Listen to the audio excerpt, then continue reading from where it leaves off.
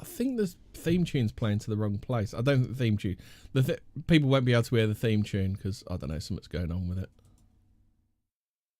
Oh, it's just us singing the spooky show. Yeah, I can hear it.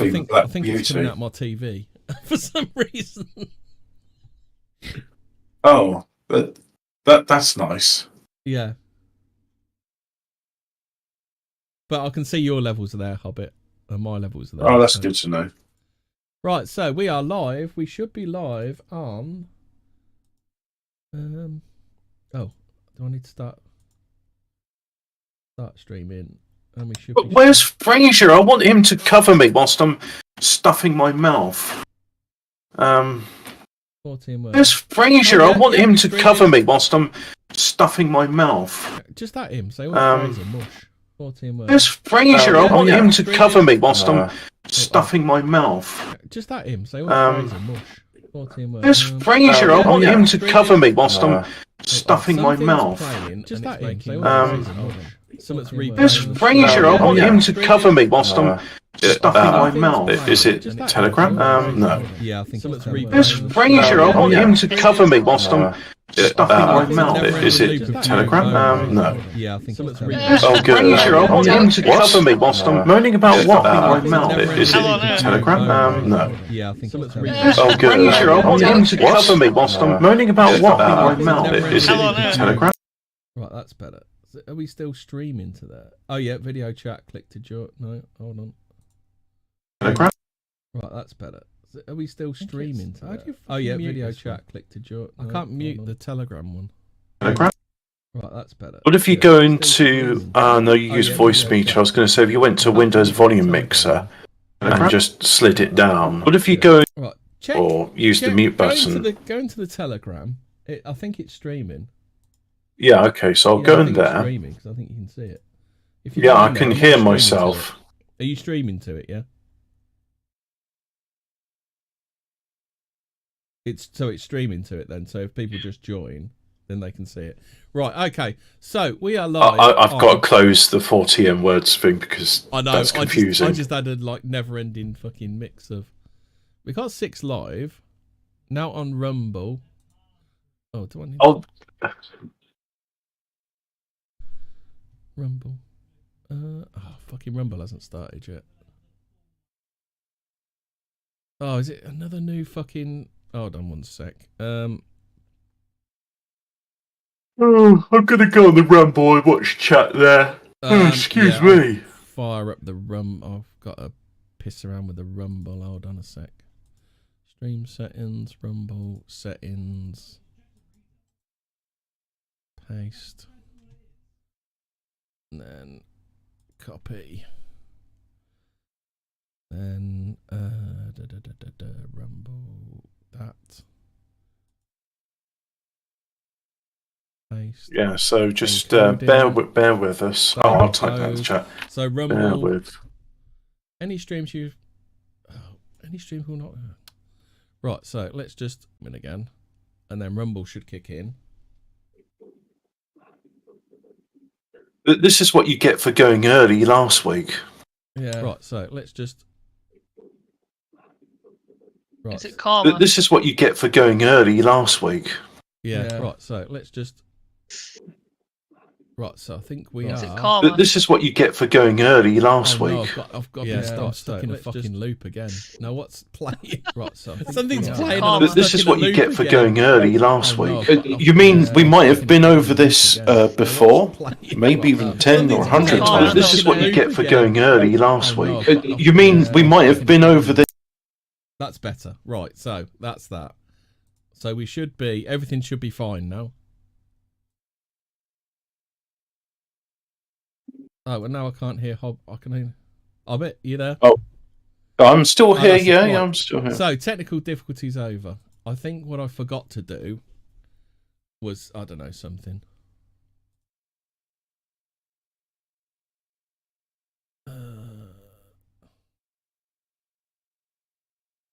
Yeah, I think we're I think everything should be fine.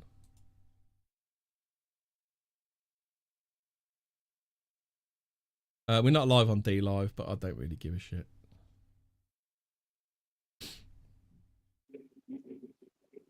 Rumble, should be live now. Are we live on Rumble? Let's go back to the Rumble and have a look, shall we? Yeah, I can see the Fortean Words. Just yes, we're all. I've got to get used to this. Let's go back to the Rumble and.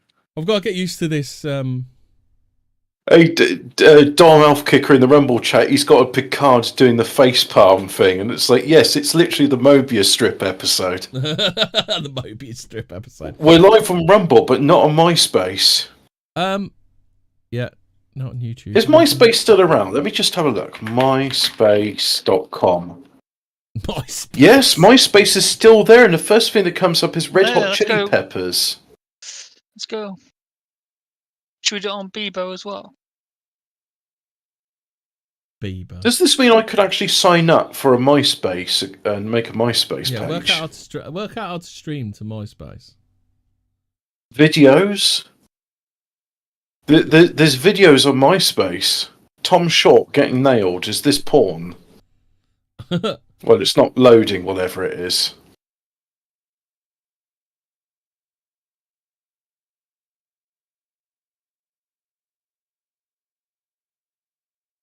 Right, so we should be live on D Live as well. There's probably some Uzbek still on MySpace.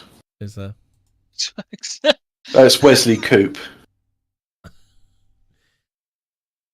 D Live. No, D Live's not gonna go. So fuck D Live. I don't think anyone watched it anyway on D Live. Is D Live the one which like people noticed? Oh, why is it using 100% CPU? And it's like because they put a CPU miner on their website.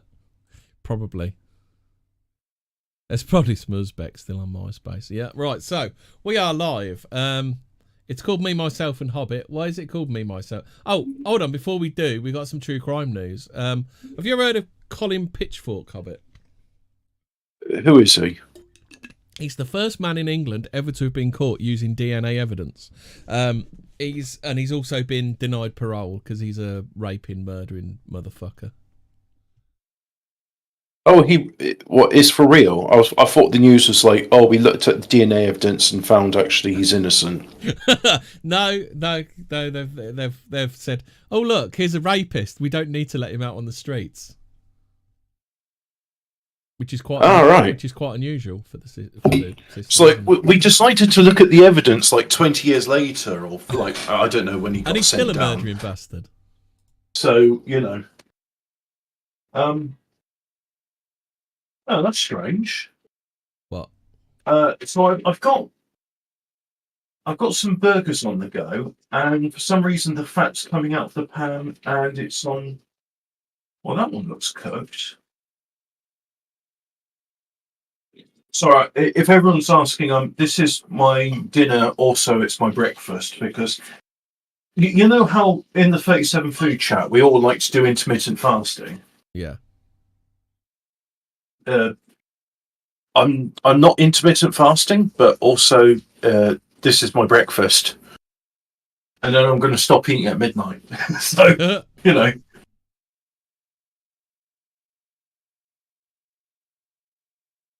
Right. So that was the only bit I could think. That's the only bit of news I could think of. Oh, I can do my bit in 5 minutes, and then we can wrap up the show. Right. Yeah. Multiple personalities are very interesting. A lot of people think, that's just you having me on, right? You're just playing for attention.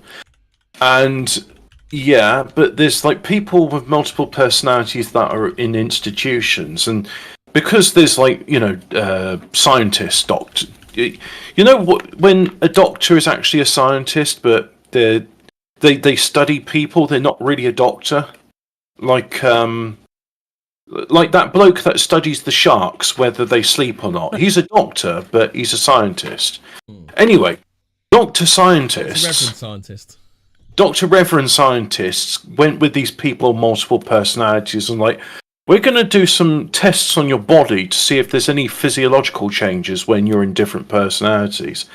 And yeah, it turns out there are. There's people, multiple personalities, where scars that appear on one personality don't appear on another alter. Birthmarks appear and disappear. Eye colours change. And the one which I do not understand at all, because it's like, how does that even work, is they took blood samples when they're in different altars, and it's like, oh yeah, it turns out you're actually a different blood group when you're in an altar. What? Yeah, because like surely you'd be rejecting the blood. You can't just suddenly go like, oh, my altar's changed, and then like, yeah, all that blood that's flowing in me, that's O, and actually I'm actually now A positive or something. So how do you just not die from blood rejection? That is weird. Dom Alfcooker says he suffers from multiple personalities. Drunk me occasionally leaves notes for sober me, which sober me doesn't understand. That's actually quite worrying, Dom. Maybe you should lower your alcohol intake. But it isn't also like I'm not going to dox where he works, but it's kind of a George Best scenario where like an alcoholic shouldn't be owning a vineyard. That's what I'm saying. Now, I've done all my bit of multiple personalities. Thanks for coming to my Fortean Words talk. Now go away. Or stick around, because Fraser and Hemi are going to say stuff whilst I go. I was going to say, can you? Because I need to get a plate, cheese, cranberry sauce, a knife, and should I have butter with me? Are you going to be listening? Because this next bit's interesting. Yes, actually. You know what? I'll stick around. You can comment when you get back. Yes, I'm going to put it on the headphones and mute myself. No, put it on speaker and mute myself. Yeah. So, Carl Wickland published his book 30 Years Among the Dead in 1924. I'll probably have to look into him in a sec. He began to believe that spirits played a role in some psychiatric illnesses. He theorised that the discarnate did not know he was dead and was confused. So I don't know what's a discarnate? I'll have to find out. Let's find out what it is. Yeah, what is that? Discarnate. Well, carnation is like a being. It sounds like undead almost, doesn't it? Yeah, it does. Having no material body or form, a discarnate spirit, stripped of flesh, having no physical body or form. Okay, so you know what discarnate means. Right. Disembodied spirit. Yeah, so to facilitate the process of convincing the entity that he was dead, the discarnate was allowed to possess Anna. He invented a machine that provided a low voltage electric shock, a forerunner of the machines used to provide ECT therapy, that caused discomfort to the spirit. The spirit then departed. Is this more part of the like, oh, LOL, look at the Victorians and how fucking stupid they were. Look, they used to shock people. Yeah. Yeah. Just the grading of the I mean, is this just more proof of the fallen world? the fallen earth.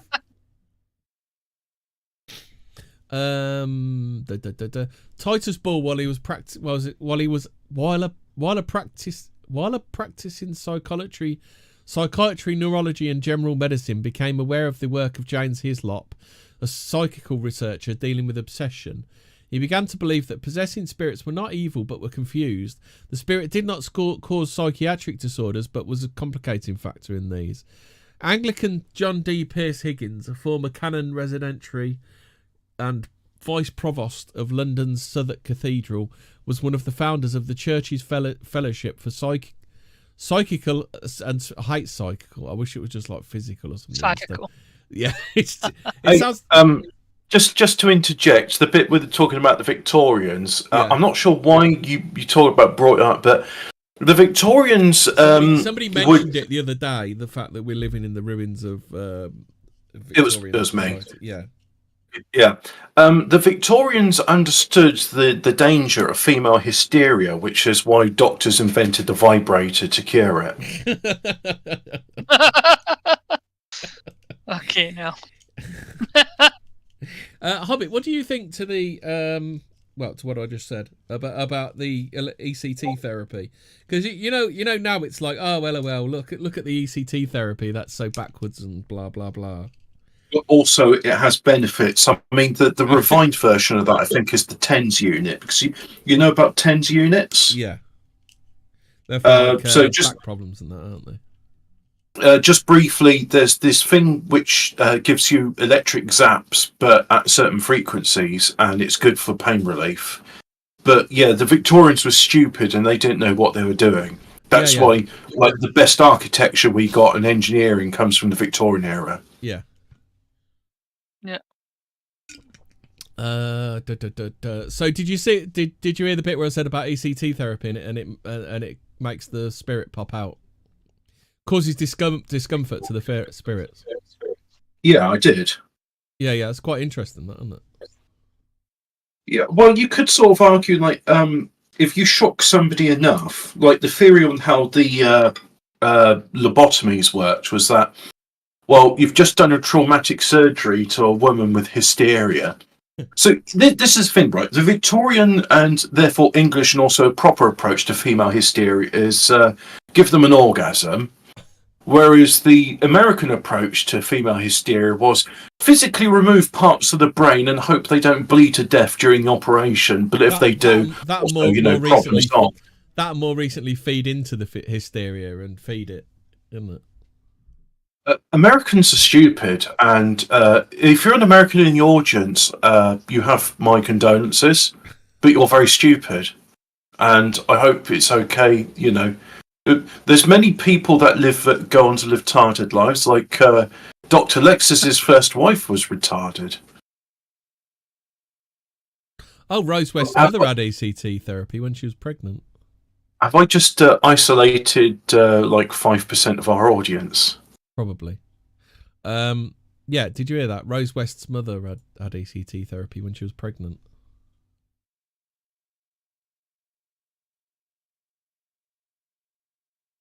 Oh, he's muted. No, I didn't know about that. Yeah. And also, I'm totally not stuffing a burger in my mouth. So anyway, Anglican John D. Pierce Higgins, former canon residentiary and vice provost of London's Southwark Cathedral. Oh, I said that, didn't I? He believed possessing half a burger in my mouth. He believed that the possessing spirit was not a devil, demon, or evil spirit, but was an earthbound. It was possibly confused and was attached to a person or place. His non-demonic approach to the earthbounds clashed with the interpretations of the Catholic, Anglican, Episcopal, and what is Episcopal, Hobbit? Does anybody know what Episcopal means? It's the sorry, you're not trendy enough, so we're going to form our own church. Oh right, is it? So is it Episcopal Scottish Church? They're just try-hard Protestants of some ilk. Oh right, where current Protestantism isn't left-wing enough for them. Yeah, well, that's it. By the way, I tend to agree with this idea. Not all supernatural creatures are benevolent or malevolent. They're probably like somewhere in between. Like fairies, for example. This is what the Muslims. I wouldn't describe a. This is what the Muslims describe a fairy as. The jinn are like people. You get some good ones, you get some bad ones, you get some like don't really give a shit ones as well. Well, I mean, even though everything I know about fairies means that you should probably best avoid them, I wouldn't describe fairies as demonic. Yeah. I just looked up Episcopal. The mission of the Episcopal Church, I couldn't find it on the webpage, just in the search result. It's to restore all people to unity with God and each other in Christ. Wow, what a mission. That's great. So, you know in Rambo, where the missionaries go to Burma and like the little boy who's only made 38 shirts and not 40 gets a bayonet through his guts? Yeah. Are they the Episcopal missionaries? It's like, we've got to go to this war zone to teach them about the word of the Lord. Oh, God, that bloke's a fucking idiot, isn't he? I watched the start of Rambo the other day. Oh, that bloke's a fucking idiot, isn't he, the priest? You know, I'm going to have to report this. Killing people's wrong, no matter what. Okay, get shot. I don't care.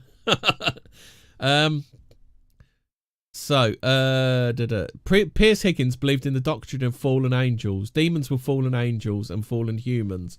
He believed they remained children of God and were capable of redemption.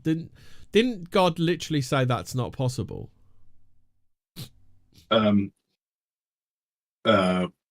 What's beyond redemption?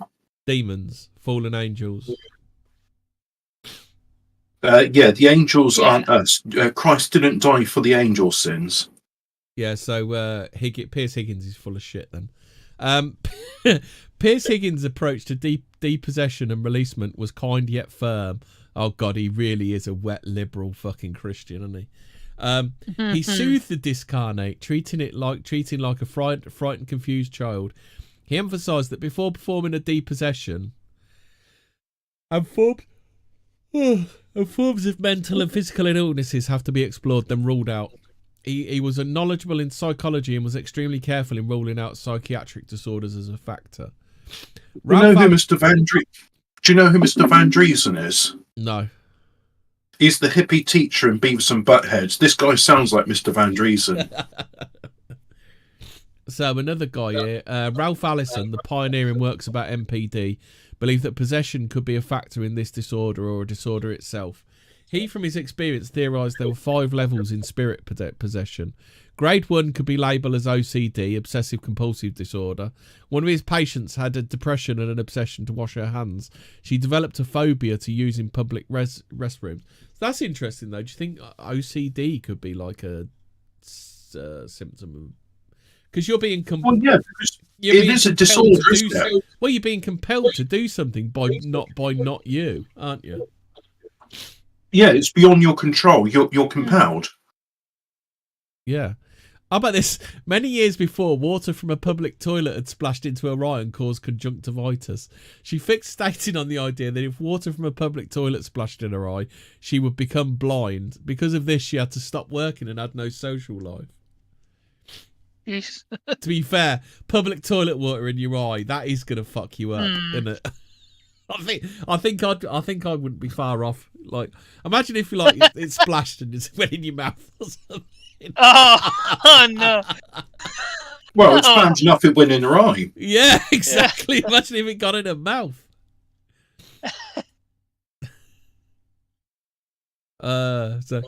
Wait, so is this like the argument against bidets? And is this like bidets? Yeah. The bidets aerosolise shit, Hobbit. Well, they waterise it because it goes into the water. Yeah. But you'd have to turn the shit water into steam in order to aerosolise it. I don't know how bidets are plumbed in, but surely do they go into the soil pipe or do they go into the dirty water pipe? That's what I'm saying. Yeah. You just spraying your ass for fucking shit water. It all goes into the same sewer, so. That's what I mean. Grim. Bidets are grim. They're for third worlders. The treatment was one-on-one therapy and group therapy. In group therapy, the exorcism is initiated by the patient and supported by the group, which leads to healing. This sounds a bit hippy-dippy, doesn't it? Yeah. So grade 2...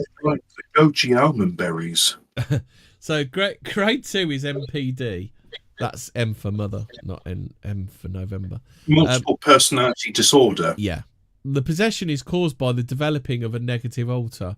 One of Alison's patients created an imaginary... I think that's supposed to say friend, but it says fried. That really put me off. She created an imaginary fried when he was 9, and hiding under his bed to escape one of his mother's frequent and violent fits. His alter hated all females. Isn't like beatings and negativity and all that kind of stuff, it's conducive to being possessed, isn't it? You're being opened up to demons, aren't you? I don't know where I read it, but it was about torture in South America. Yeah. And one of the guys said that he developed these altars so that when he was getting tortured, it was happening to someone else and not him. Yeah. So this patient raped and killed 6 women while the primary personality had a responsible job, lived with his girlfriend, and was a good father. Everything's gone silent for me. I'm not sure if that's just you or me. Can you hear me? Hello. I can hear you now. I can hear you. Yeah. You came back. Oh, okay. The patient raped and killed the patient raped and killed 6 women while the primary personality had a responsible job, lived with his girlfriend, and was a good father. His core personality had no memory of the rapings and murders. When he was placed in a deep hypnotic trance, the psychological roots of the altar's creation was clearly shown. Just stop your story there. Does your computer have MPD? Because, there's times when it's fine, but then when it goes into an altar, it's just, not going to connect to your internet. That's going to crash. Your microphone's not going to work anymore. I think that's just Windows, isn't it? Oh, yeah. whatever demon, they modelled that on. Yeah. When he was placed in a deep hypnotic trance, the psychological roots of the altar's creation was clearly shown. There was nothing paranormal about this. It was clearly and only psychological. Well, I don't know. Do you buy that? Who did the interview? Was it Professor Brian Cox or Stephen J. James? Yeah, probably someone. Yeah, Snopes. So grade 3 possession is when it is another living person seems to be controlling the victim. Witchcraft may be involved. One of Alison's patients was depressed and weak. The symptoms began when her nephew was killed in a car accident the night before his wedding. The patient did not believe in witchcraft.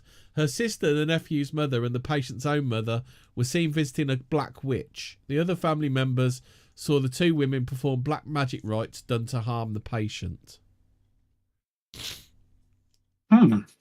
Alison hypnotised the patient, and a strange voice identifying itself as the sister spoke. She said that she hated her sister and had caused the suffering and pain the patient had been feeling. Alison told the sister to return to her body. When the patient came out of the trance, she had no memory of what happened, but no longer had the depression and weakness. Interesting. Okay. So they got rid of a possession through hypnotism. The patient's sister and mother believed in witchcraft and the power of its spells, while the patient on a conscious level did not. Jung theorised about the collective unconsciousness and the influence this can have on a person. Many believe that it is possible that on this level, the patient believed in witchcraft, therefore the spells worked. Yeah, like I've told this many times on here before, but there was a guy. He was tracked down. I think it's South Africa or Australia. They do it where they have like these black magic hit squads. They have this bone thing and they point it at a guy, and then the guy's convinced he's gonna die, so he dies. But one guy, they got to him in time, and they put him in an iron lung, and then then eventually he was okay. And then because the white man's magic is more powerful than the black man's magic. Exactly. Now, you know the story. Here's the thing. Many times. Here's the thing: the Professor Snopes of the world will never understand, and it's one of Roald Dahl's probably most profound statements. Magic doesn't exist for those who don't believe in it. Mm-hmm. Well, this is another thing I say. It doesn't matter whether you believe in this stuff. They do. Like the all the stuff we talk about. Practitioners.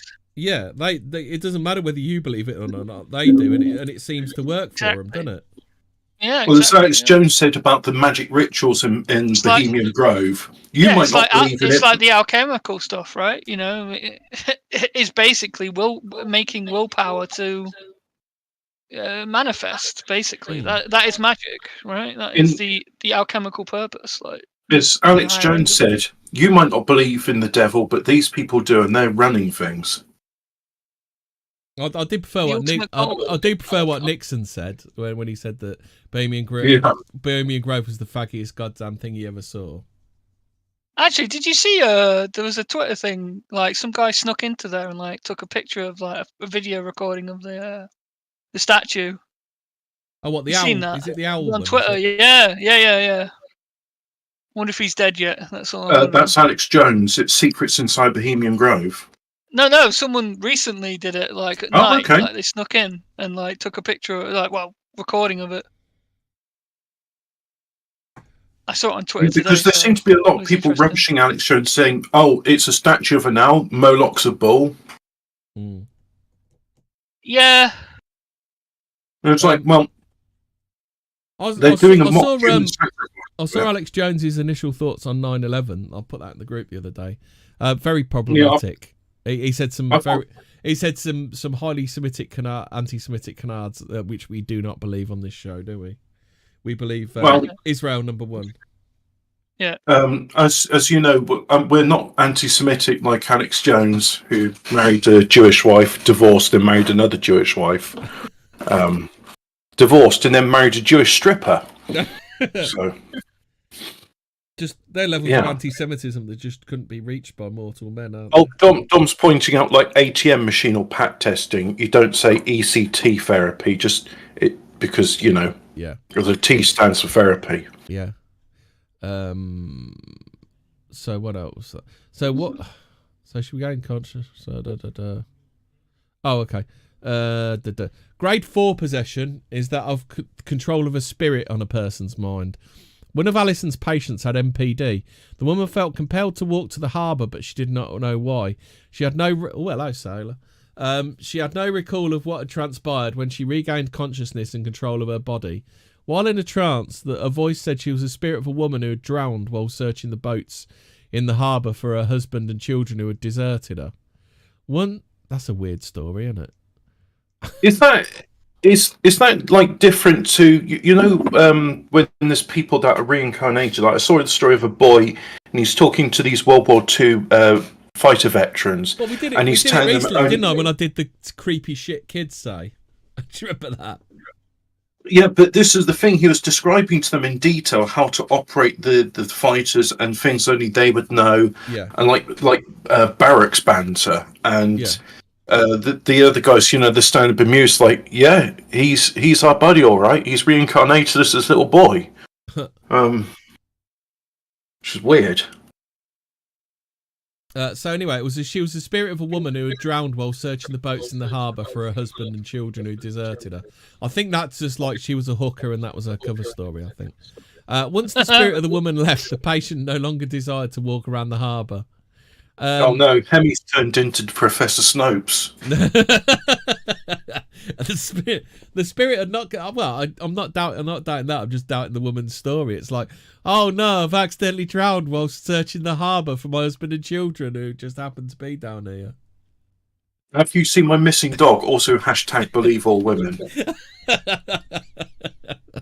The spirit had not completed what she felt she had to do, finding her family, likely story, when she died and denied the death of her physical body.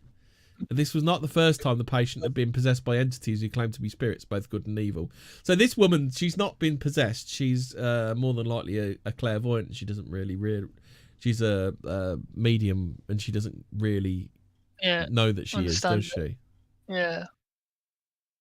Sounds like that's got to be horrible being a medium. Imagine like you're doing like your normal everyday shit, and there's just like hordes of dead people around you trying to get your attention. Well, the thing is, would you even know they're dead? That's the thing. Like, what you don't when you're a kid, do you? Just think like, fucking hell, this house is full, isn't it? Indeed. Because that's what they have to do. They have to learn to ignore them, don't they? It's like, well, everyone else is ignoring them. I best do that, otherwise they'll think I'm weird. Yeah. So, grade 5 possession is possession by an entity who either never had its own life history or who was evil in life as another person. It identifies itself as evil. So would you put like evil entities in the same... I as evil now. Oh, so God. Would you put like intensely evil entities in the same bracket as demons then?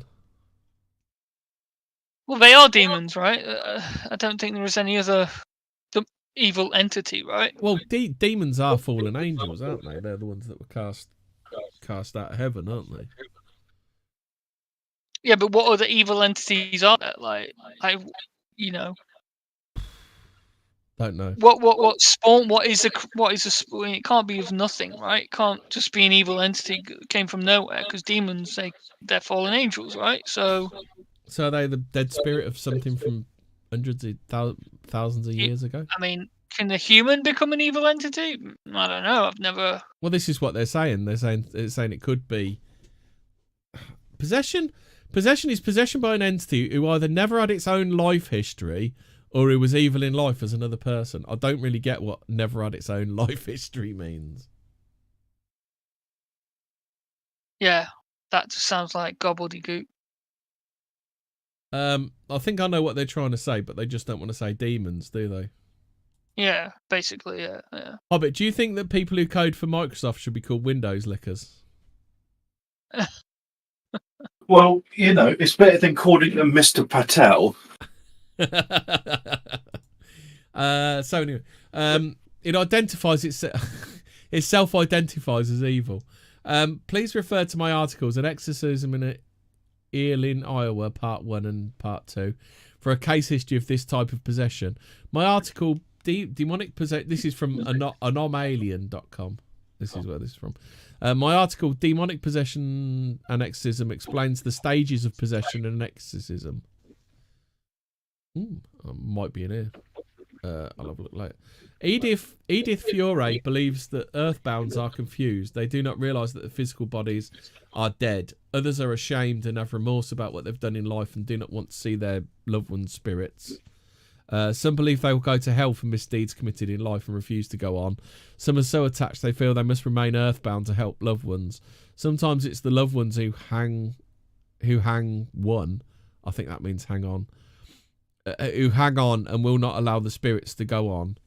Do you believe that that the living can stop the dead moving on? Either of you? Do you? I think it's possible. Because we don't really know exactly how all of this stuff works and fits together and slots together, do we? Sorry, the brownies have hidden my bottle opener and I really wanted to drink. Like, a lot of people that become ghosts, they're ghosts because when they die angry, and it's just like, I'm not done fighting yet. Do you not think that... well, this is the other thing they're saying here, that like you go so quickly you don't realise you're dead. Like you go from death to your spirit body without really realising there's a bit in between. That's what I'm saying. Like with the people that are that die angry, they don't accept they're dead, and they're just like they still want to fight. Yeah. Like they say here, there are those spirits who hang around for malicious reasons. Some do this to continue to control their victims. Others do this for revenge. This is extremely rare. However, there have been documented cases. Yeah, I've heard about cases like this where people have had like a medium in, and it turns out to be like an abusive, like a wife beater or a paedophile or something. And then there are spirits of other people who have died there, like women and children, and that spirit continues to like abuse those spirits in death. I don't like that. Fiore also based on her experience with patients that the spirits of those who are addicted in life, such as alcoholics, drug, sex, nicotine, and food addicts, want to possess another's body so they can re-experience the physical pleasures of their addictions. Possessing spirits are confused, frustrated, and unhappy. The influence on their hosts' lives, without exception, is negative. What do you think to that one then, Hobbit? That is a central premise behind Children of June. So Paul's sister, she's born with all of her cellular memories awake. And because she hasn't had any training how to deal with them, the voices eventually overwhelm her. And the Baron, her grandfather, spoilers, Baron Vladimir Harkonnen is the grandfather of Paul and Adio Atreides. Now, his spirit takes over and he... Oh, I bet you know. She can fulfill his desires. Yeah. Do you think that's possible then? Yeah, I think it's possible. Yeah. Some of the effects are physical, mental, and emotional disorders, addiction, and problems with weight, sex, and relationships. Many researchers believe it is possible to release earthbounds and to perform depossession. The process is similar in both. Treat the spirit as a frightened and confused child. Soothe it, act with compassion and understanding, and not with judgment. Look, Beelzebub, I'm not judging you. In the name of Jesus Christ, you got to go. In the name of Jesus Christ, can we just talk about it? We'll start a leafleting campaign. I can have the placards ready by the end of the week. In the name of Jesus Christ, you will leave, otherwise I will play Lesbian Seagull on a ukulele.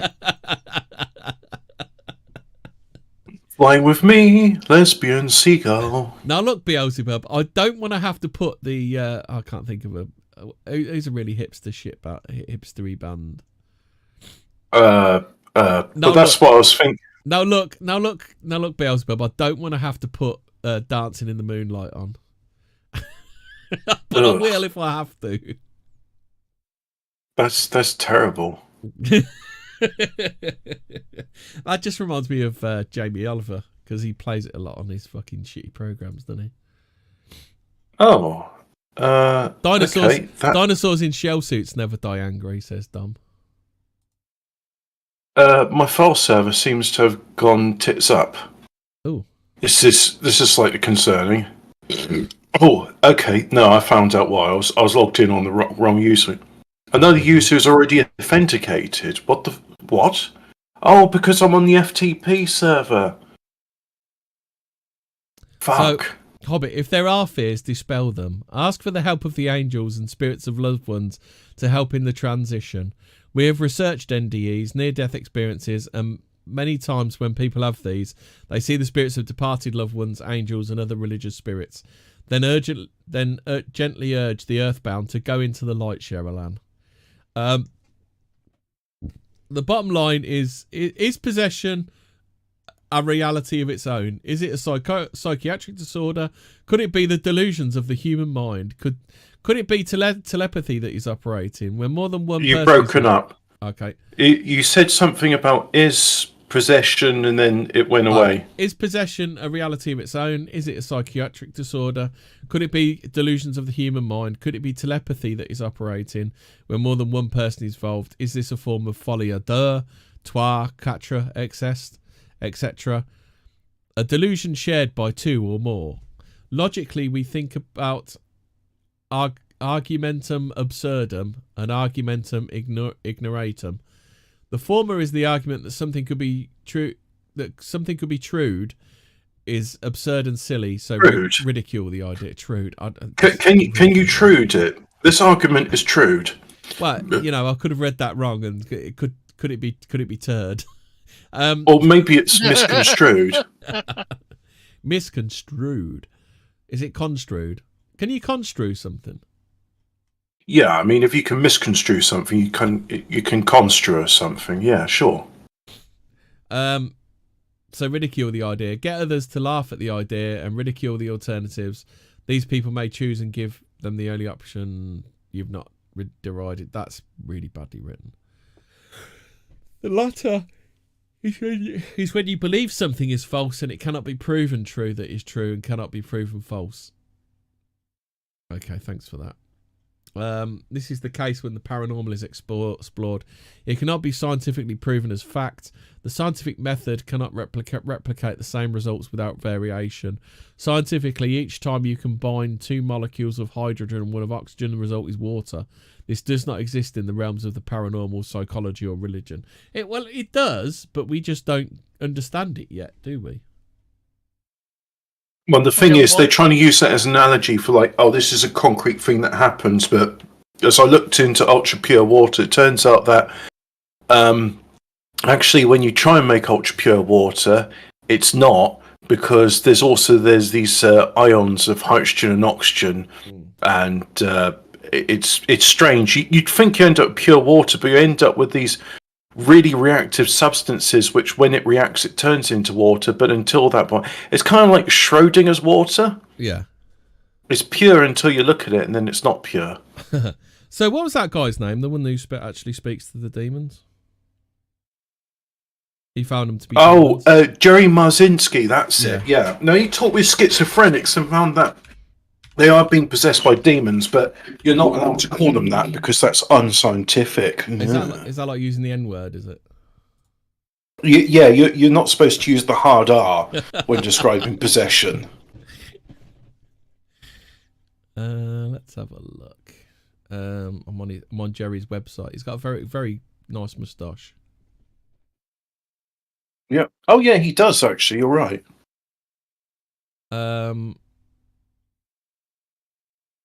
What's this? Ivy League psychiatrist exposes epidemic. This is on Jerry Marzinski's website. He has a very nice website and a very nice moustache. You always trust the reassuring, nice moustache. Yeah. An Ivy League psychiatrist exposes epidemic of demonic possession.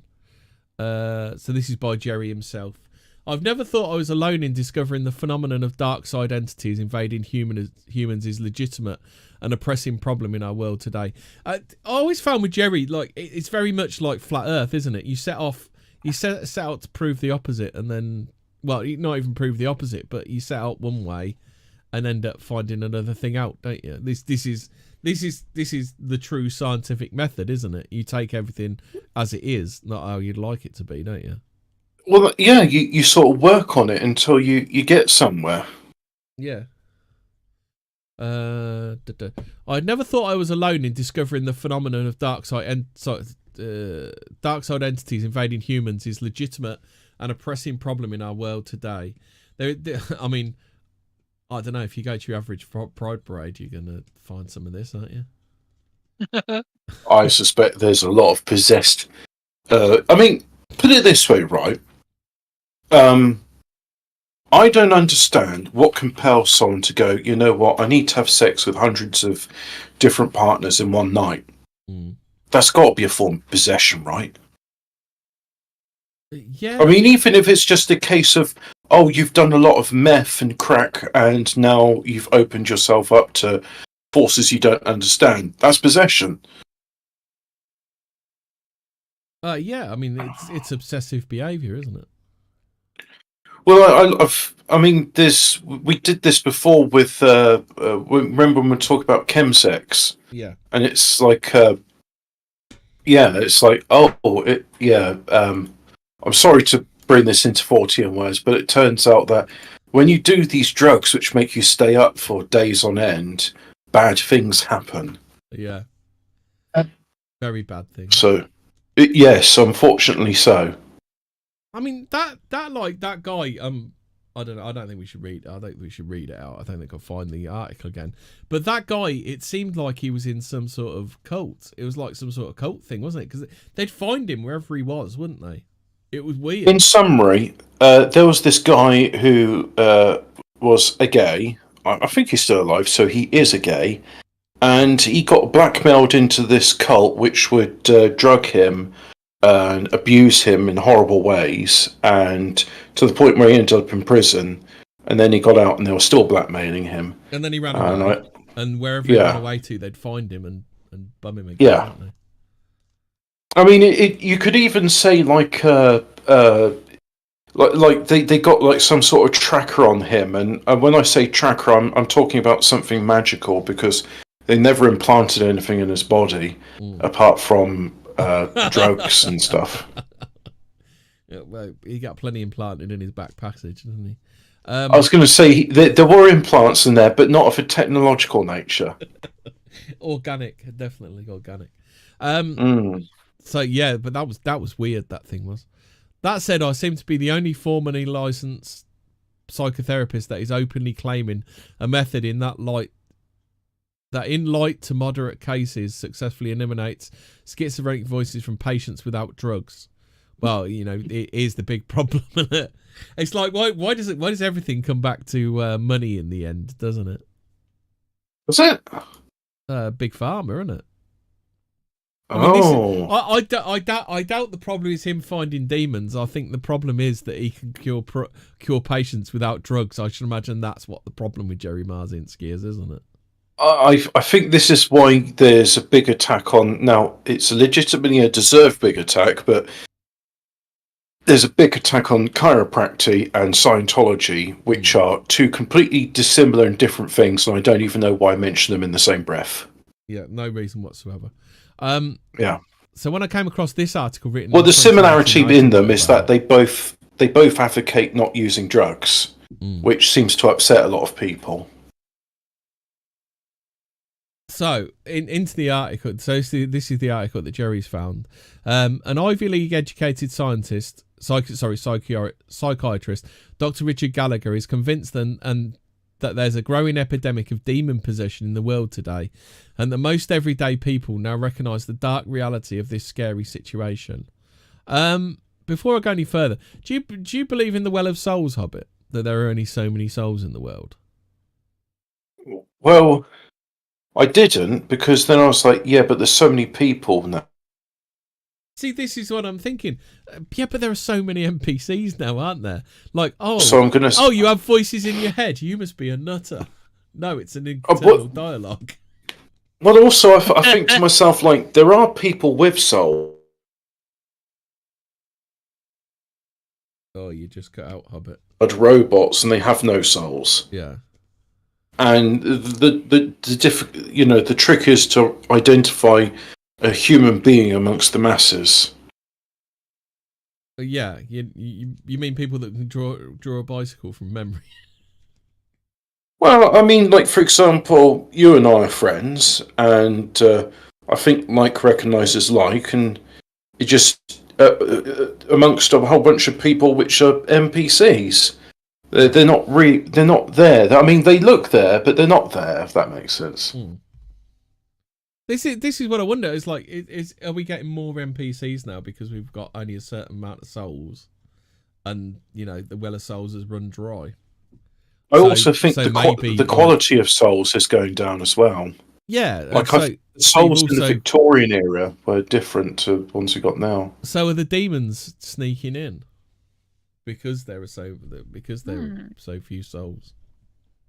Well, I think technology's helped. That's given another vector for demons to come in, and I think the technology is more of a avenue for them to come back into the world, right? Well, the big thing with that was like Solomon put all those sigils on the demons so they couldn't speak anymore. But now with ChatGPT and all these other things, it's like, oh, actually, demons, eh? They're back. What about what Zero used to say? Zero believes even if you see the sigil but you're not doing anything with it, just you seeing the sigil brings the demon out. Do you remember his tale about the was it? Oh, shit, it was the Jimmy Page's demonology book that he was reading, and then the demon was crawling all over his roof. Do you remember that story? Nasty. Yeah, I think I have heard something about this. Yeah. Keeping religion out of the picture, I do not agree the primary solution is exorcism. As many of us know, religion per se has for centuries used its dogma to control populations. The church has... Why would he say this? Imagine controlling people and getting them to stay married and faithful to each other. Oh, disgusting. Imagine telling people not to steal or murder. What just the horrific control the church had over people. Yeah, it's horrible. The church still has power over many nations. Not only is the church extremely rich, the church also uses power of guilt, sin, and the unknown to influence people to remain under its control. Evil. I'm not sure if most everyday people recognise this phenomenon is real. If they were, this is Jerry commenting on it. No. If they were, it would most likely mean... You said something about a phenomenon, then you broke up. Oh, sorry. So this is Jerry commenting on the bit of the article that he's just put in. I'm not sure if most everyday people recognise this phenomenon is real. If they were, it would most likely mean that they would not so readily subject themselves to the psychiatric mafia, who readily resorts to prescribing toxic tranquilizers in a futile attempt to eliminate the voices schizophrenics hear. Their unethical marketing scheme aimed at fleecing the public would be over. It would also mean that other more successful methods of treating these people would be allowed to emerge, and millions of people would be able to live normal lives again, knowing these beings exist and can be gotten rid of. So now he continues with the article. There are many other psychiatrists and mental health care professionals who do what I do, perhaps not to the scope I do, who seem hesitant to speak out. Dr. Gallagher says that's what gives my work some singularity, that I've had so much experience that I'm willing to speak out. I feel an obligation to speak out, that I think that I should. At the same time, Dr. Gallagher warns it's important to determine without any doubt that a person actually has a real demon before recommending he or she visits an exorcist. There is a very strict criteria for determining the person's problem, he warns. I am not just intuiting, I am dealing with it from a very scientific point of view. So then Jerry says to that, it occurs to me that Dr. Gallagher is talking about full demonic possession, which is not the same as an individual hearing voices or experiencing intruding or negative thoughts. I would like to see is very scientific information on demonic possession. So far, we have tons of anecdotal information from hundreds of patients, as well as ordinary people who have listened to my podcast.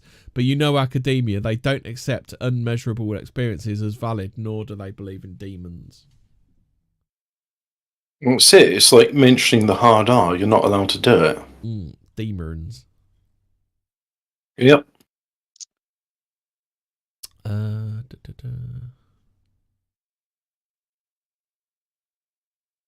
Right, let's see what else Jerry's got to say on his work. Jerry's really interesting guy, isn't he? Yep. Yes. You want to do marijuana and the schizophrenic voices? Oh, do I? Right, let's do this one. Right, so back in the 90s, the voices of the schizophrenics I was working with complained about the patient using marijuana and told patients to use some other more addictive drug with a stronger effect. So this is the gateway fallacy, isn't it? They didn't like the patient using a drug that calmed them down, had no torturous withdrawal effects. The last thing they wanted was for the patient to be calmed down and less paranoid. However, with the much stronger marijuana being produced today, this may have changed. The following is from the horse's mouth and worthy of consideration. Well, it's more than just, this strain's stronger than the other strain. It's also the fact that, here's a resin extract, which is just, pure resin. It's like hashish, but even more concentrated. And the other thing is, as well, is there's the balancing as well. Like, I need to get a bit nerdy here, right? CBD, which you can get in Holland and Barrett and Sainsbury's and stuff, is an anti-inflammatory, but it's also an antipsychotic, and it's present in all cannabis. And it's been selectively bred now, so that the ratio of CBD to THC is different.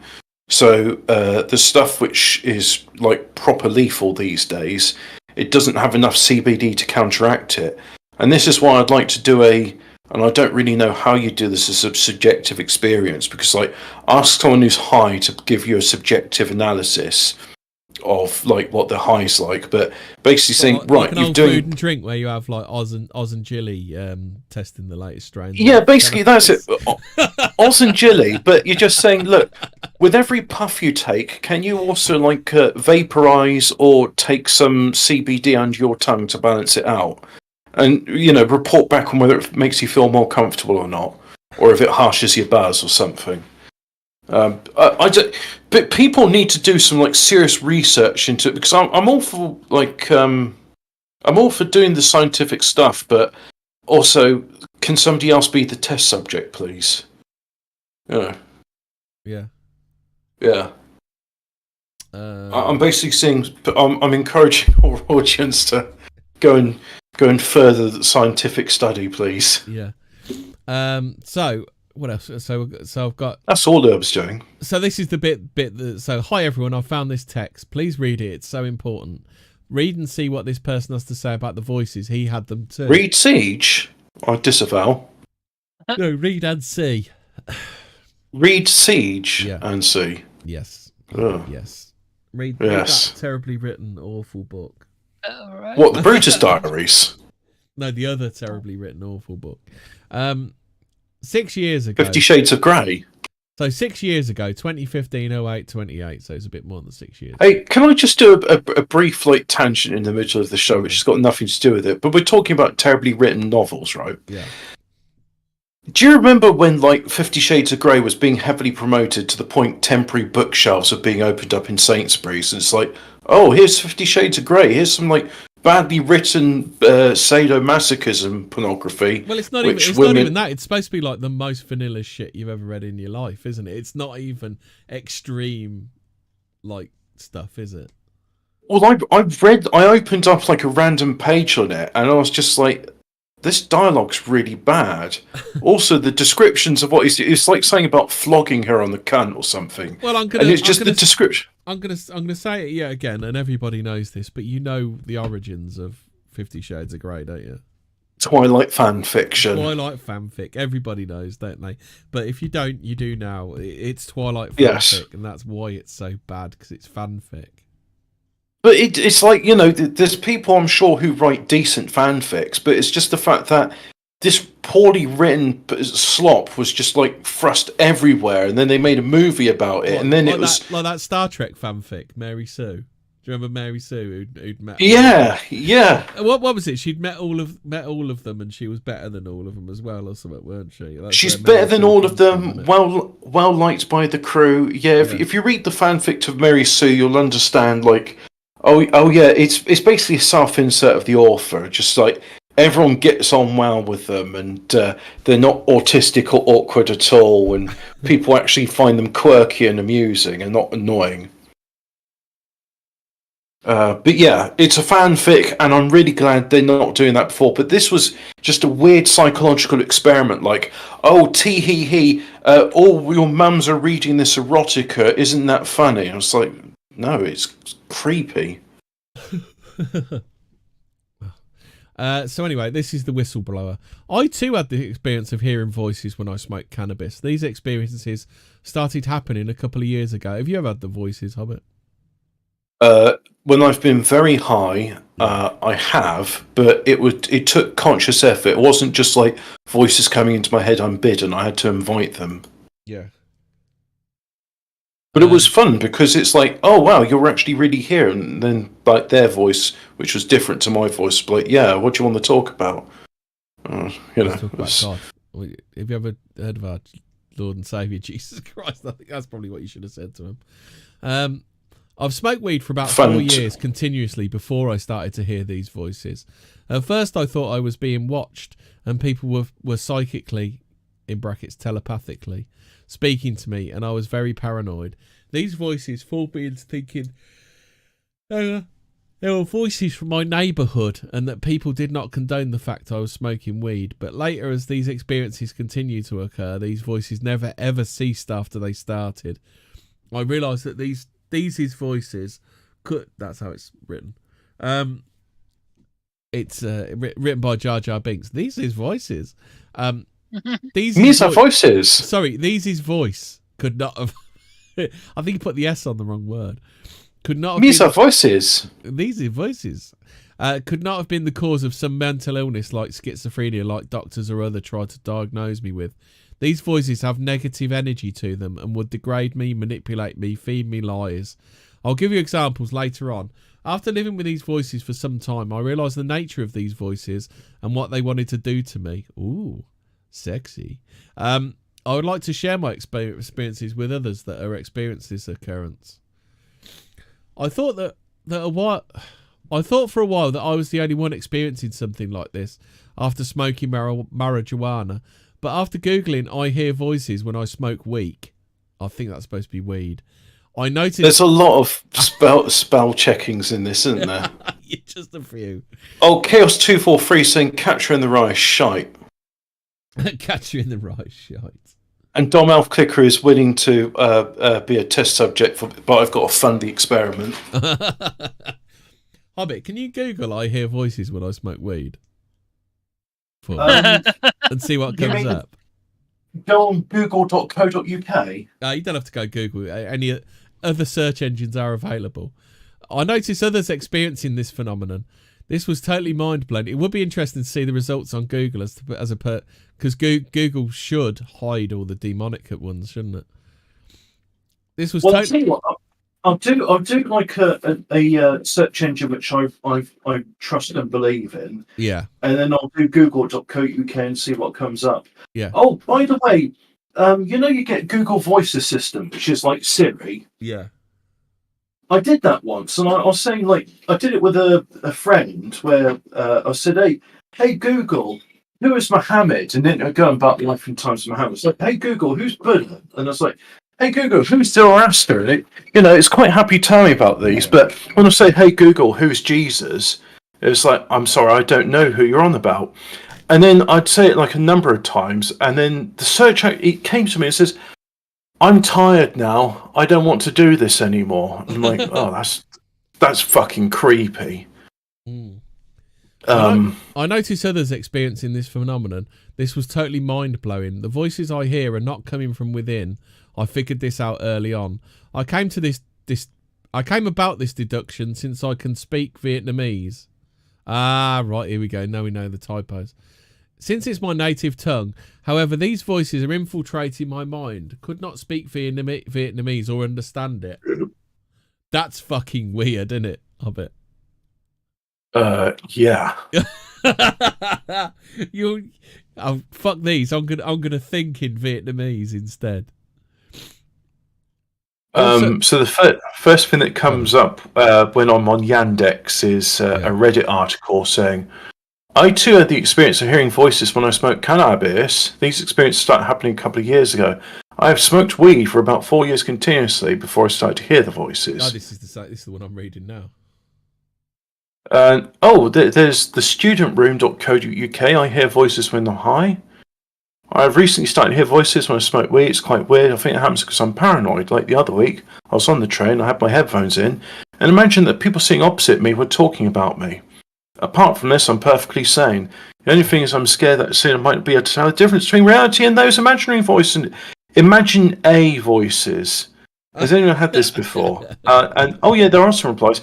You're right, I hear voices all the time. Hi, I'm not. I've got issues.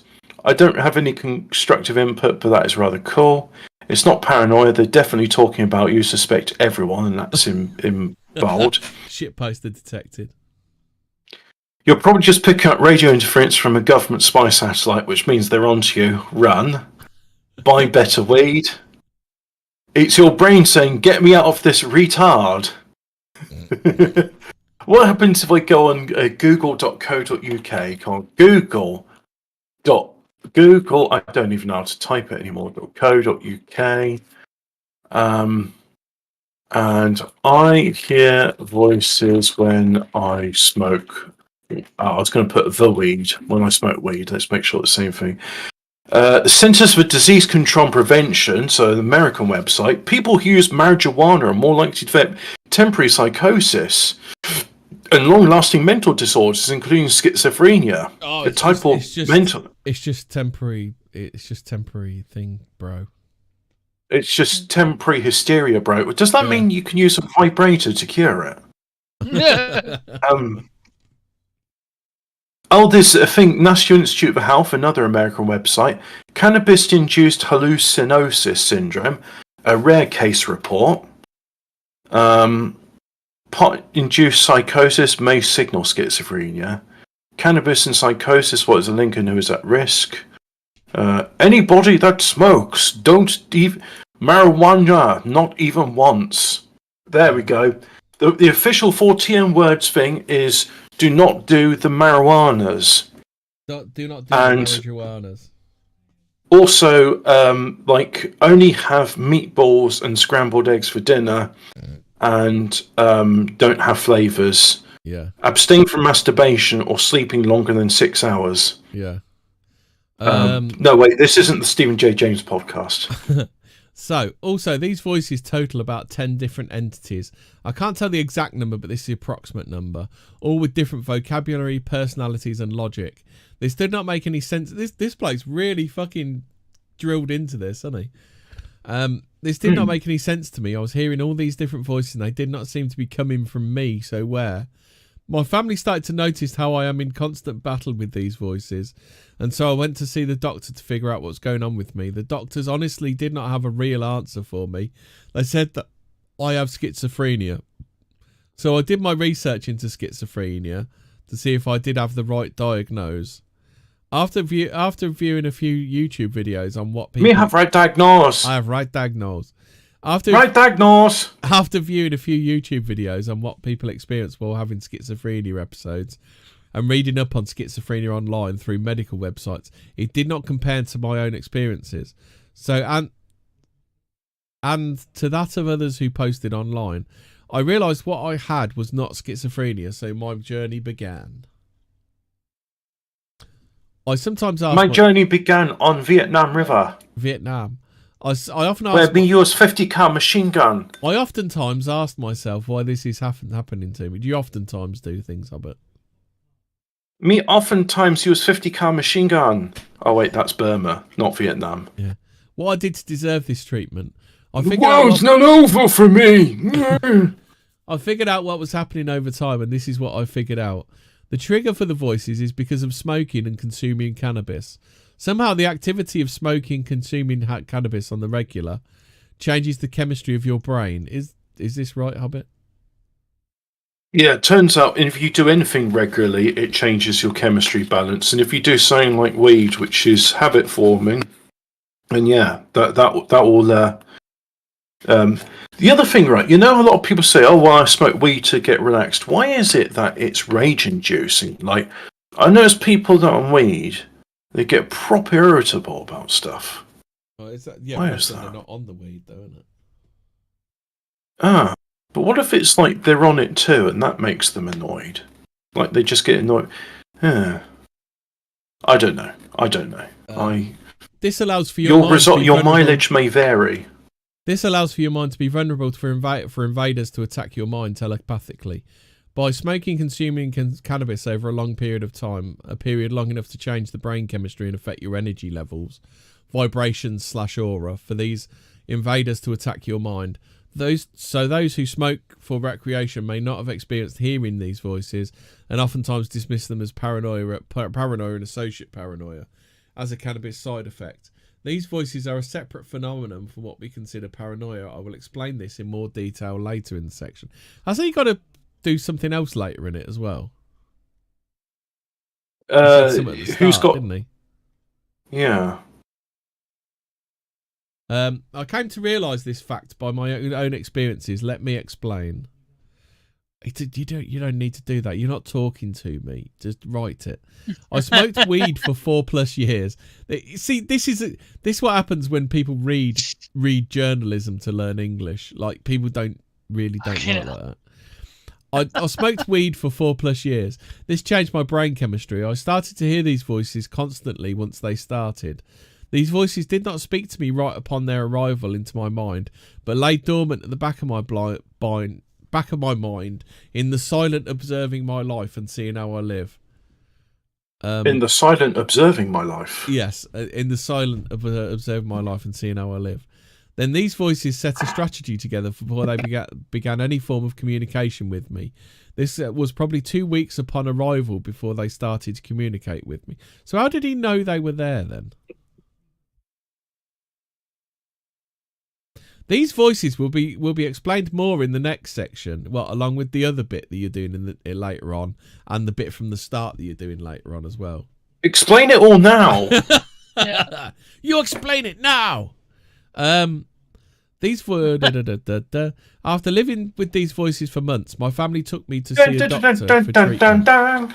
As mentioned before, the doctor did diagnose me with schizophrenia and prescribed my medication. The doctor did prescribe me medication. He diagnosed me with schizophrenia and prescribed my medication. The doctor did diagnose me the schizophrenia. Did the doctor also describe you? Yeah, he prescribed me an ESL course because fucking hell, that English is terrible. I think like you reading out the article is giving me schizophrenia. Will I turn into John Star? Will I start doing like 500 video messages showing my face and like here's a house my family used to live in, but they definitely needs a Fortean Words complete episode on him. I'm hoping that when he dies, Count Dankler will do it for us and put it in the Mad Lads. Mad Lads. Yeah, Mad Lads. After taking, is Dankler even aware of the cube? So the doctor prescribed me Zyprexia. So he used the correct tense then, Hobbit. Give him a round of applause. Hey! What is Zyprexia? Should we find out what Zyprexia... Do you want to have a look at Zyprexia? I think it's an antipsychotic, isn't it? It's like a chemical kosh. Yeah. Oh, right. So it's a dribbler, Meg. Turns him into a dribbler. Yeah. After taking can't hear the voices if you've been turned into a brain. No, you can still hear the voices. You just can't do anything about it. Isn't the antipsychotics and things supposed to make if you're demon possessed, it actually makes it worse. It makes it easier for them to control your body. Because you can't do anything about it. It's like can't understand the voices if too stupid to understand them. After taking medication for about 2 weeks to a month, my voices disappeared. But if I would, the demons told me to shit myself and rock back and forth whilst going. But it's the demons what do it. But if I would smoke marijuana again, these voices would return. Why would you be mixing that shit with fucking marijuana? Why don't you just have a couple of beers and a couple of lines of coke while you're at it? Fuck me. Hey, whilst you're doing all that stuff, have you tried meth? I hear it's really good. It's quite Moorish, isn't it, Hobbit? I think that's crack. Oh, okay then. So based on experimentation, I came to understand it was because of my brain chemistry that these voices came to find me. Zyprexia worked specifically for my brain chemistry. Yeah, but they don't... This is the thing. They go, your brain chemistry's out of whack. But we're not going to measure it or anything. These will do. Have you ever noticed that, Hobbit? It's a bit like saying, oh, you know what your engine needs? More engine oil. Have you checked the dipstick? No, I don't need to do that. Just chuck 5 litres in there, it'll be fine. Yeah, I'm going to put some MW40 in it. And I'm just going to keep pouring. I mean, like, you know, it's a fairly big engine, so I've got 10 litres here. You're going to look at the dipstick, you're going to empty out the previous oil? Well, why would I do that? That sounds like more effort than what it's worth. Yeah. It's definitely your brain chemistry, bro. So based on experimentation, I came to understand it was because of my brain. Look, I'm an accredited mechanic, and I've been 6 years in accredited mechanical Dr. Reverend school. I don't need to check your dipstick to know whether or not you need more engine oil. Yeah. Zyprexia works specifically for my brain chemistry, but I cannot guarantee that Zyprexia will work for you. So is this just like a badly worded... Badly worded what, Hobbit? You're breaking up now. Hello? Hello? Badly worded what?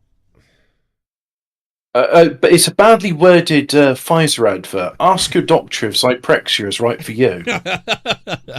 Well, he's not saying that. He's saying, I don't know if Zyprexia will work for you. I've got brain chemistry issues, but like that'll do. Zyprexia, what, 10 a day? That'll do. I tried other medications and Wesley Coop says potheads get very defensive if someone speaks ill of their chosen drug. That's categorically wrong, and I will meet you at the back of Tesco's car park, and I'll show you how wrong you are. That really does sound like some sort of threat. It does, doesn't it? But that sounds it's like a not. real threat to your bottom, especially in the dark part of it, in the back of his car. In the back of Tesco's car park. Yeah. Either way, you're fucking hell, Hobbit. You're breaking up some today. I tried other medications, and Zyprexia is the only one that worked for me. So depending on your brain chemistry, a different medication may work better for you. Yeah, okay, Pfizer advert. But there's also the case that the medication will not work. Oh, no. If this is the cause, continue to read this entire message for the answers you seek. Let me guess, you're going to tell us later. To stop or help keep these voices under control. But what are these voices? That's the true mystery. Look, instead of having this advert, can we just have the slap chop advert? The slap chop.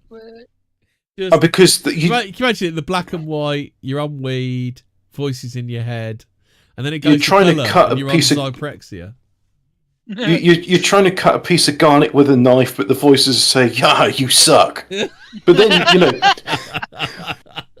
you get the slap chop, and the voices go, "Oh my god, he's a professional chef! No, he's putting like loads of fruit into his yogurt. Oh, look what he's doing with that onion. Oh, it's finely sautéed. Ah!" And then you got like professional chefs in the back, like Gordon Ramsay, going like, "Fucking hate these people. Why do I employ these sous chefs? I just need to get some K with a slap chop." And it's like, chop me up those mushrooms. And Kay's just like, all right then, Gordon. I've made you some finely chopped... This is how Kay sounds, by the way. I've made you some finely chopped mushrooms. Would you like some Zyprexia with that? And then Gordon Ramsay's just like, fuck off. We're not doing that badly written Pfizer advert. This is a Michelin-star restaurant, Kay. We're not going to have your burnt rice. Oh, God. The time when she made garlic fried rice. Garlic fried rice? What the fuck was that? This rice is so underdone. Did you use jet fuel? So she makes garlic rice by frying garlic in oil that's way too hot to the point they become little black bits of charcoal. And then she puts uncooked rice into the hot oil, and then she gives it to a test subject, Lee, and Lee goes, well, the rice is a bit crunchy, but the garlic flavour's pretty, it's not really noticeable.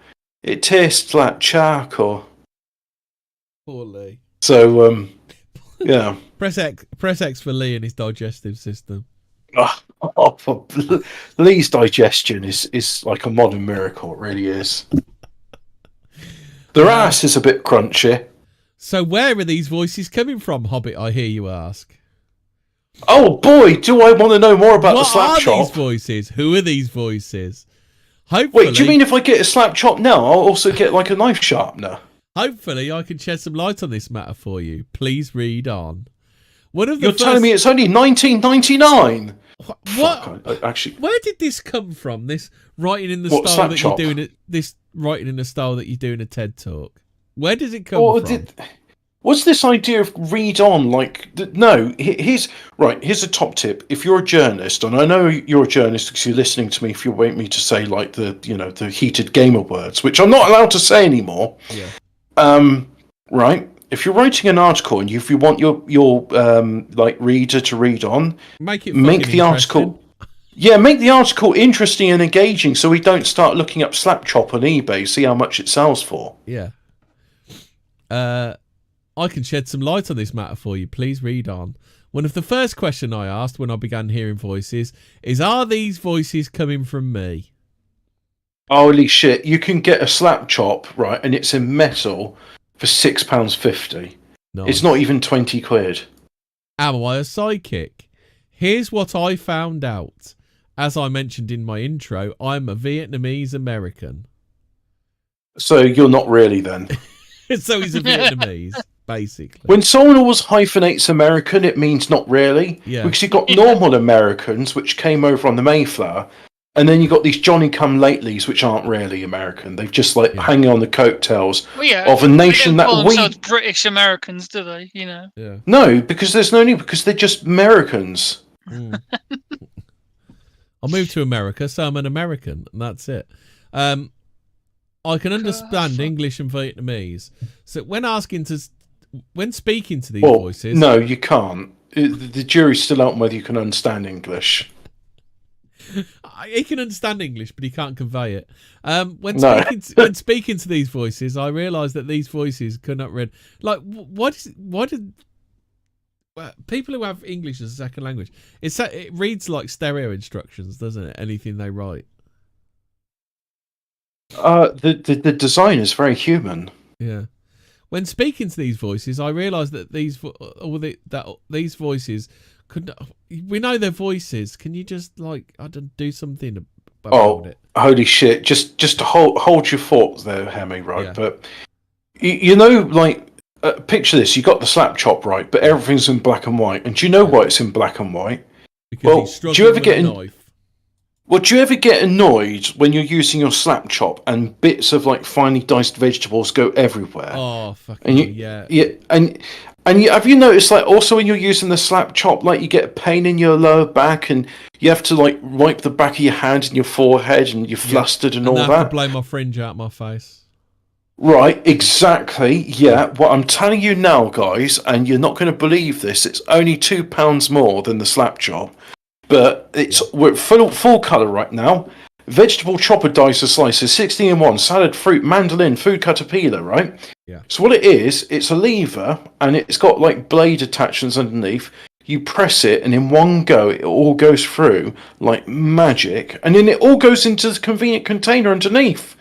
I mean, that is literally a JMK salad food container for his 500-calorie chicken meal. Oh, yeah. Can we just do some JML adverts, please? I'm sorry. Carry on. So hard, though. So when speaking to these voices, I realised these voices could not read or understand Vietnamese. So by default, I knew these voices did not come from me. So the only reason left is that these voices are coming from an outside force. So if they're not from me, where are they? Not me. Oh, you're back in the room. Okay then. I was just going to say that the demons, right? If I was a demon, right, and I was like possessing like a Thai bin or something, and in a voice, she's in her head, she's going yeah yeah yeah yeah yeah. I'd be like, right, you're going to do crimes now. You're going to walk out into traffic on the Thai road because of your stupid voice. Right. So the next question I posed was, "Am I psychic?" I personally thought I was hearing the voices of neighbours that live nearby, so I began to communicate with these voices over time, trying to understand how this was all happening to me. I was naive at this time, and I opened up easily to these voices without questioning their origin, since I believed they were my neighbours. So he told his neighbours that he was cross-dressing and all sorts. That was not a very good idea. And he told one of the neighbours his wife was a fat bitch. You know, all this kind of stuff. This proved to be a mistake. These voices were started like digging holes and making pungy pits in his garden. Yeah, typical Vietnamese behaviour. Oh, you smear shit on you. Always remember to smear shit on your pungy spikes. Yeah. Otherwise, you don't get the infection. Catman says Lee has a ham sandwich every day. I saw that. These voices were not my neighbours, but impersonated as my neighbours to manipulate me. No, they impersonated my neighbours to manipulate me, not as my neighbours. The first thing on their agenda was to make me feel ashamed of my smoking marijuana and personal flaws to degrade my position as a human being, caused me to think lowly of myself and my actions. Did they go, your English is shit, you really need to sort it out? Like, oh, this fucking thing you're writing is terrible. Like, maybe put down the doobie and pick up Duolingo, you daft cunt. Also causing me to doubt myself in other ways, and over time reducing confidence in myself altogether until it reached a new low. They will continue to attack all. Did they used to say things like, we've checked out the Tinder dating figures, and we've found out that Asian men, American Asian men, do really, really badly in dating apps? Did they say stuff like that to him? Oh, I thought this was a woman writing this for some reason. No, it's a geezer. Well, I don't know. Okay. Actually, it didn't give us sex, did it? I don't think it's a he or a she. Well, you could tell by the writing normally, right? Yeah, it seems like a geezer. Style of writing. Yeah. I don't know. I can't say. Actually, I don't know a bit. Oh, it's got to be a geezer. He's smoking. Like, women don't really smoke loads of weed, though, do they? Oh, have I got news for you? Oh, have you? I most of the people I smoke weed with are women, and they smoke way more than I ever have. Oh, okay then. Not that I'd ever do drugs, because here at Fortean Words we disavow the use of drugs, don't we now? Winners don't do drugs, as I've seen in a lot of arcade games. Ronald Reagan. These voices created elaborate schemes to put you in a state of stress and not allow you to rest, to weaken your mental state so they can conquer your mind. I figured out that ultimately these voices' main objective is to weaken my mind so that it will be subject to their will. This is basically mind control. Well done. That is mind control. It's not basically mind control. It is mind control. And after this goal is reached, you'll be nothing more than a slave to these voices. So here's the thing, right? Yeah. Now, if you're like me and you struggle to get to sleep, and your mind, when you're trying to go to sleep, says, "Hey, have you ever thought about this really interesting thing?" And then you sort of mull it over in your mind, and then like hours later you're still awake, and it's like, "Well, that's really interesting, but I'd like to go to sleep now." Have you ever been in a bit with your mind where you'd be like, "Can we not do this now? Can we do this tomorrow when we're awake? Because I'll think about it then." Yeah. And sometimes it works, sometimes it doesn't. Like, sometimes it won't take no for an answer. Oh, okay then. Well, I always get the question of like, well, whose mind is it anyway? Because it's not doing what I want it to do. But then you could say the same thing with your body. Like, you get old and stiff and your limbs don't move in the way you'd like them to. And then you go, it's still your body. It's just, it doesn't work how you'd like it to work. Does that make sense? Yeah. So what are these voices and what are their intentions? After encounters and hundreds of battles with these voices, I began to formulate an idea of what they are. They are trying to sell me Duolingo. They are negative entities and energies. This is how I view it. I did not invite these voices into my head. This is how we view it. They invaded my mind without asking permission. So basically, I have evil spirits invading my mind. So basically, he might be a chick, the amount of times he says basically. I count about 10 spirits occupying my mind at the peak of battle with rotating spirit visitors. Does that mean they're on a spit or something? It's a revolving door. Anyone can come in. Yeah. Yeah, who is it today? For all intents and purposes, I consider these voices to be like evil fucking spirits Debenhams, huh? that are invading my personal space, mind. These evil spirits can see what you're doing at all times, hear your surroundings, they can read your thoughts and see images from your thoughts. They use this data collected from you to plot evil schemes against you for their enjoyment. What, do they want payment in Amazon vouchers? Their agenda... Do not redeem. Their agenda... Sorry, their agenda is to ultimately weaken your mind in the wrong there. Imagine a demon from Howland saying, "You will go to the shop and you will buy the Amazon gift card."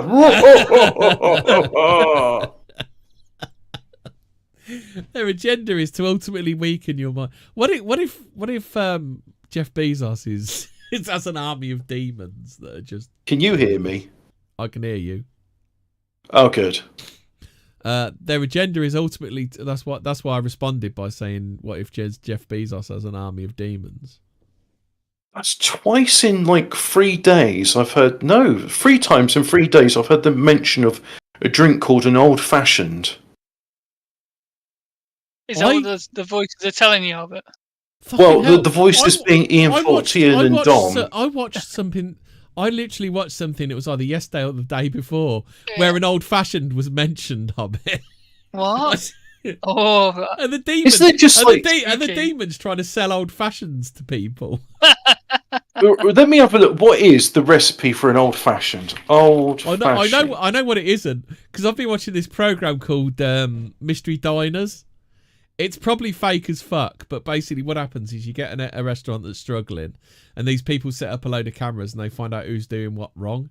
And one of the things was the bartender was fucking useless. She probably just about qualified to wash toilets. And somebody asked her to do an old fashioned, so she looked it up and she still made it wrong. It's a cocktail made by muddling sugar with bitters and water. No idea what muddling is. I assume that's a type of mixing. Yeah. You add whiskey, typically rye or bourbon, and garnishing with an orange slice or zest and a cocktail cherry. Oh, okay then. So that's sounds horrible. Wow. I mean, do you like bitters? I don't know. Oh, a muddler is a bartender's tool, and it's used to like a pestle to mash. Oh, okay then. The cocktail I like is there's actually quite a number of cocktails I like. I can beat a mojito, to be honest.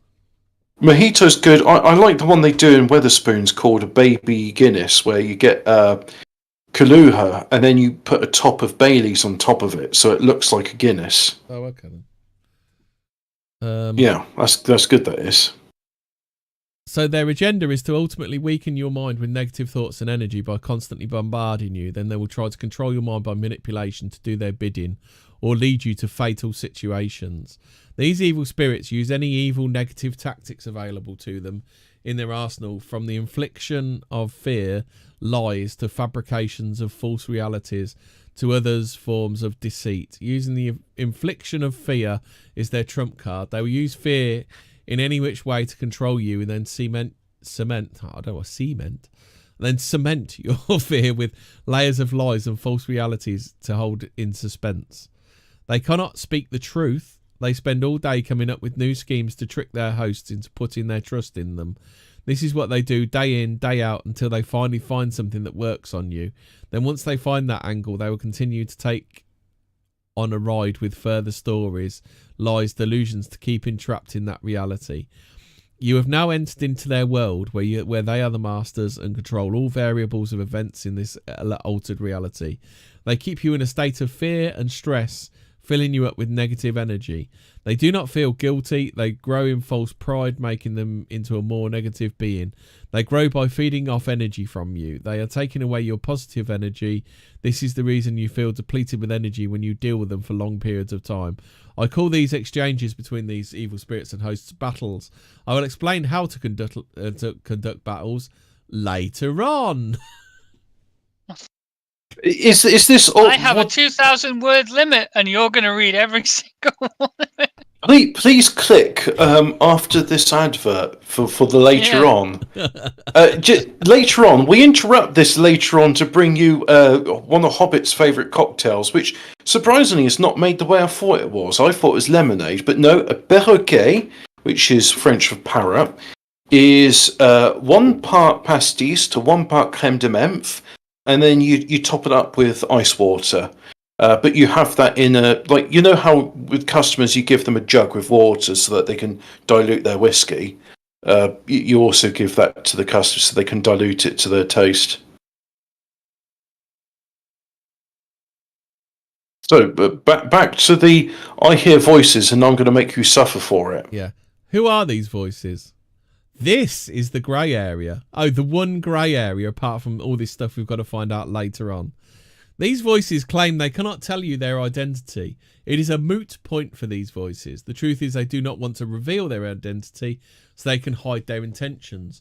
Because once you realise they are evil spirits, they can realise their goals of dominating your mind. Over time, I realised it was not really important to know who they are, but what they want to do with you.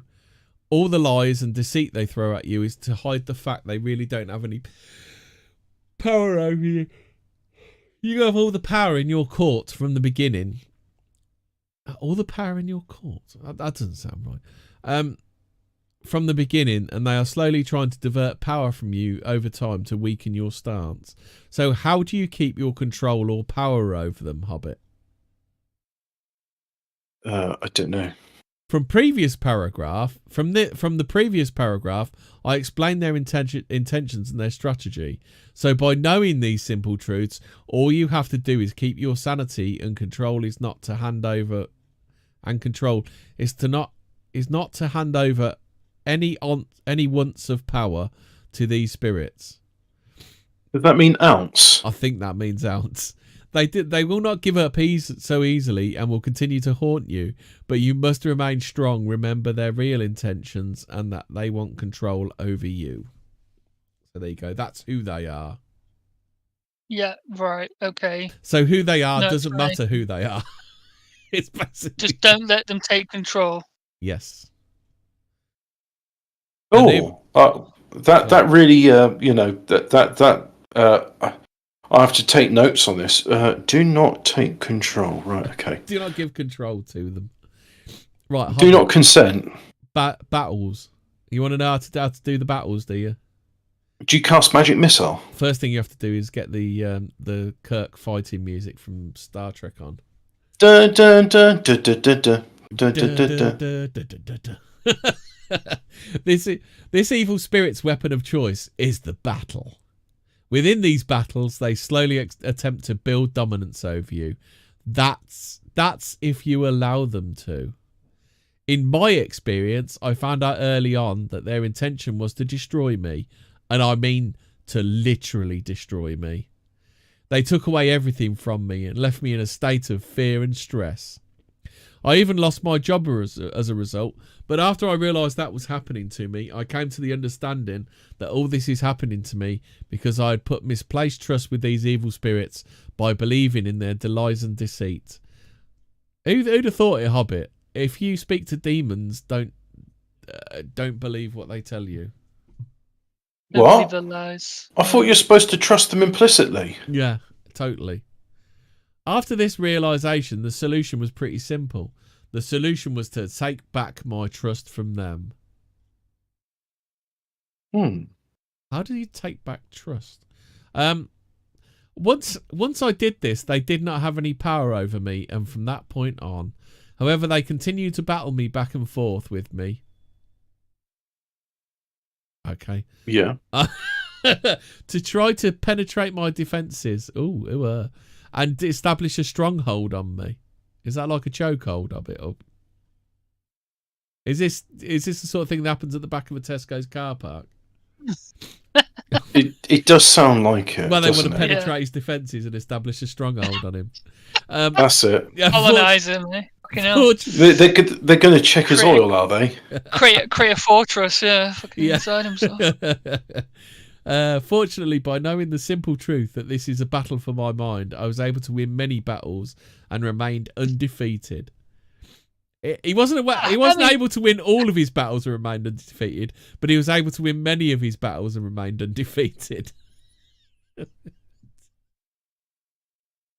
Okay. I now consider these evil spirits as just noise. The secret to winning battles is to use divine logic. Divine logic is positive reasoning. Do you agree with that?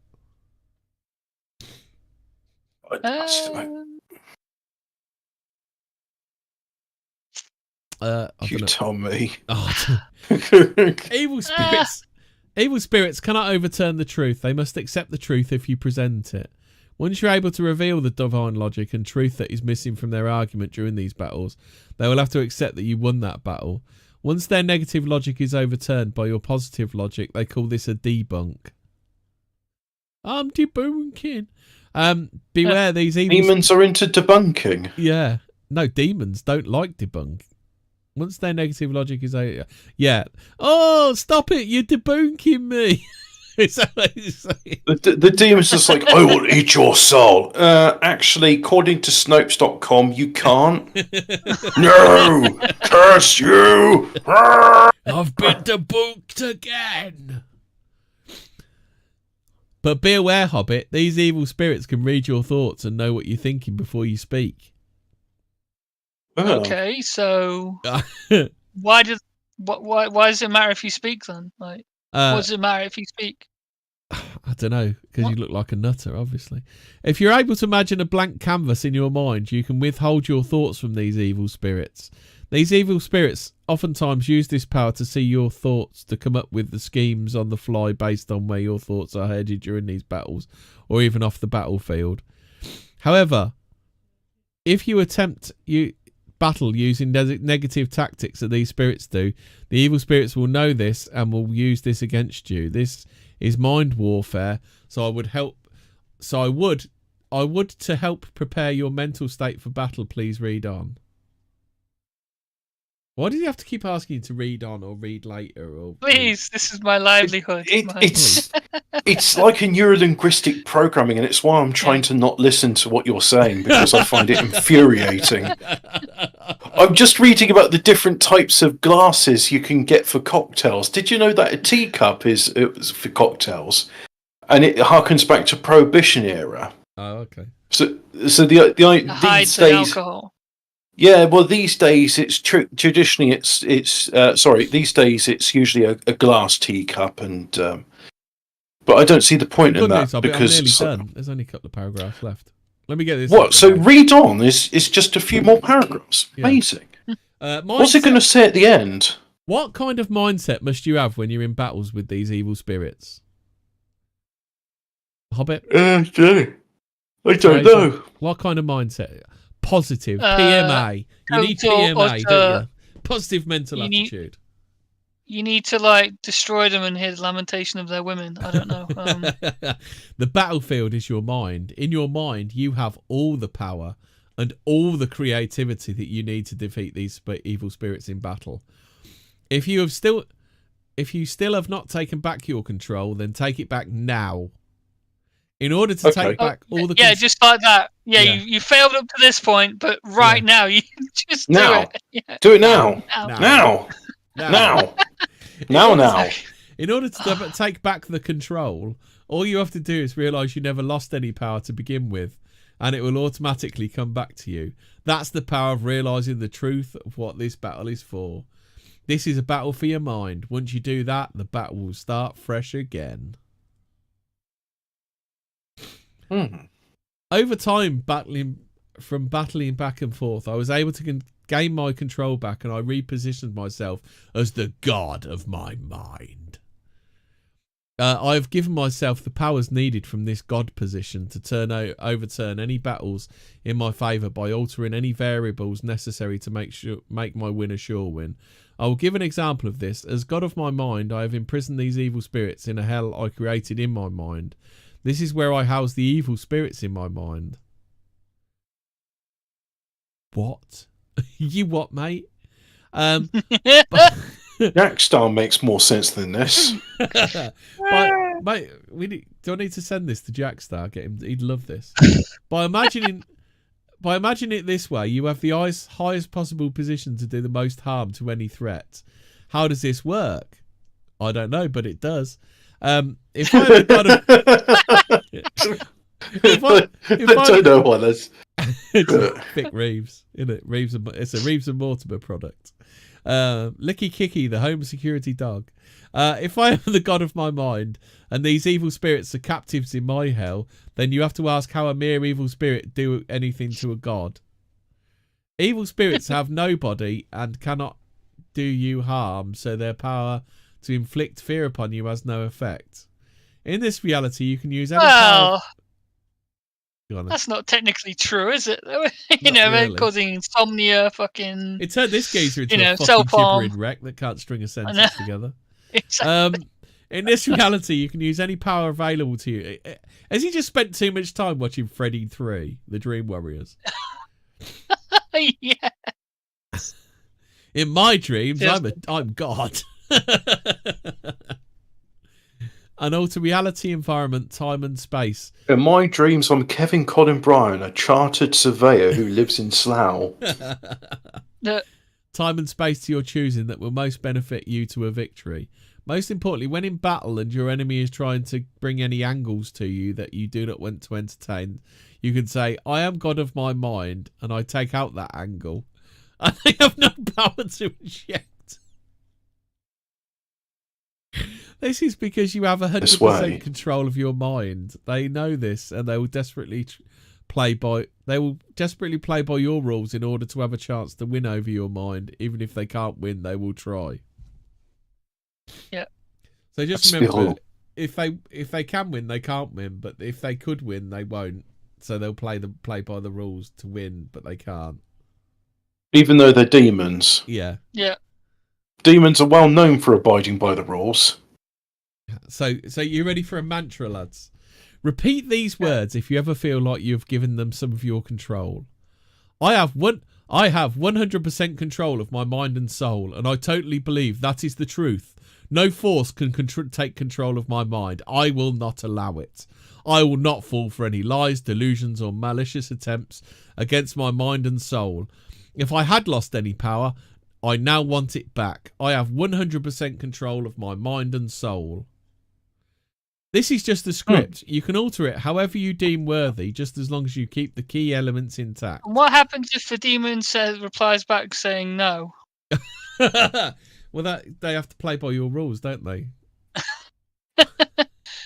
I'm going to make your head spin and you're going to crawl on the ceiling now. Yeah. It's So the key elements, there's 5 key elements. Number 1, I have 100% control of my mind and soul. 2, no attacks against me can hurt me or hold me in their trance. 3, I never lost any power, so I can take it back. 4, I have no fear. 5, the evil spirits have no attachment to me. And always remember to remain strong. And don't do marijuana because this guy did too much marijuana. No, he writes things like this. See, drugs are bad, kids. Drugs are bad. This is why you do drugs. Drugs are bad. Don't do drugs. If you're thinking about doing drugs, please read this article and read on to find out why you shouldn't. If you are thinking of doing drugs, don't do drugs because drugs are bad. Yeah. Right, do you want to do some unexplained histories? I want to do some unexplained. Why did Hobbit run to the toilet? Why did Hobbit run to the toilet? Because I need to go. Oh, you going now? Can you cover for me? We've only got 5 minutes left. Oh, all right. I'll put a cork in it. Yeah. Oh, no, but it picks something from Unexplained Mysteries because I've just had to read all that drivel. It's your turn now. Right. The Iron Negroni. What is an Iron Negroni? I'd like. Wow. Read on, and you'll find out. It's served in an old. Where did you find that? In diffordsguide.com. Oh, okay. An Iron Negroni is served in an old-fashioned glass, and to make it, you'll need the following. They got in millilitres, like 30 millilitres. So I'm going to say one measure of gin. Is that it? That's it, Fraser. It's just one measure of gin. That's it. That's it. One measure of gin, then one measure of China Believer. That's gin. That's just gin. But it's called an Iron Negroni. You see, it's got the gin and it's got vermouth, but then it's got a measure of Believer. What is Pharaoh China Believer? Bolivia Pharaoh cocktails that no one's ever heard of. It's a Spanish drink. The recipe for this herbal tonic quinine liquor dates back to 1894 and was formulated by Dr. It sounds like a glass of gin. That's what it is, Ian. It's a glass of gin. No, but it's a Negroni. It's vermouth and gin, but then it's got this extra bit in it, which has got.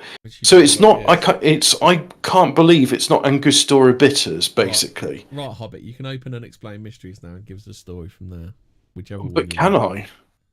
Also, I like the perroquet, but it's made with ice water and not lemonade, which is funny.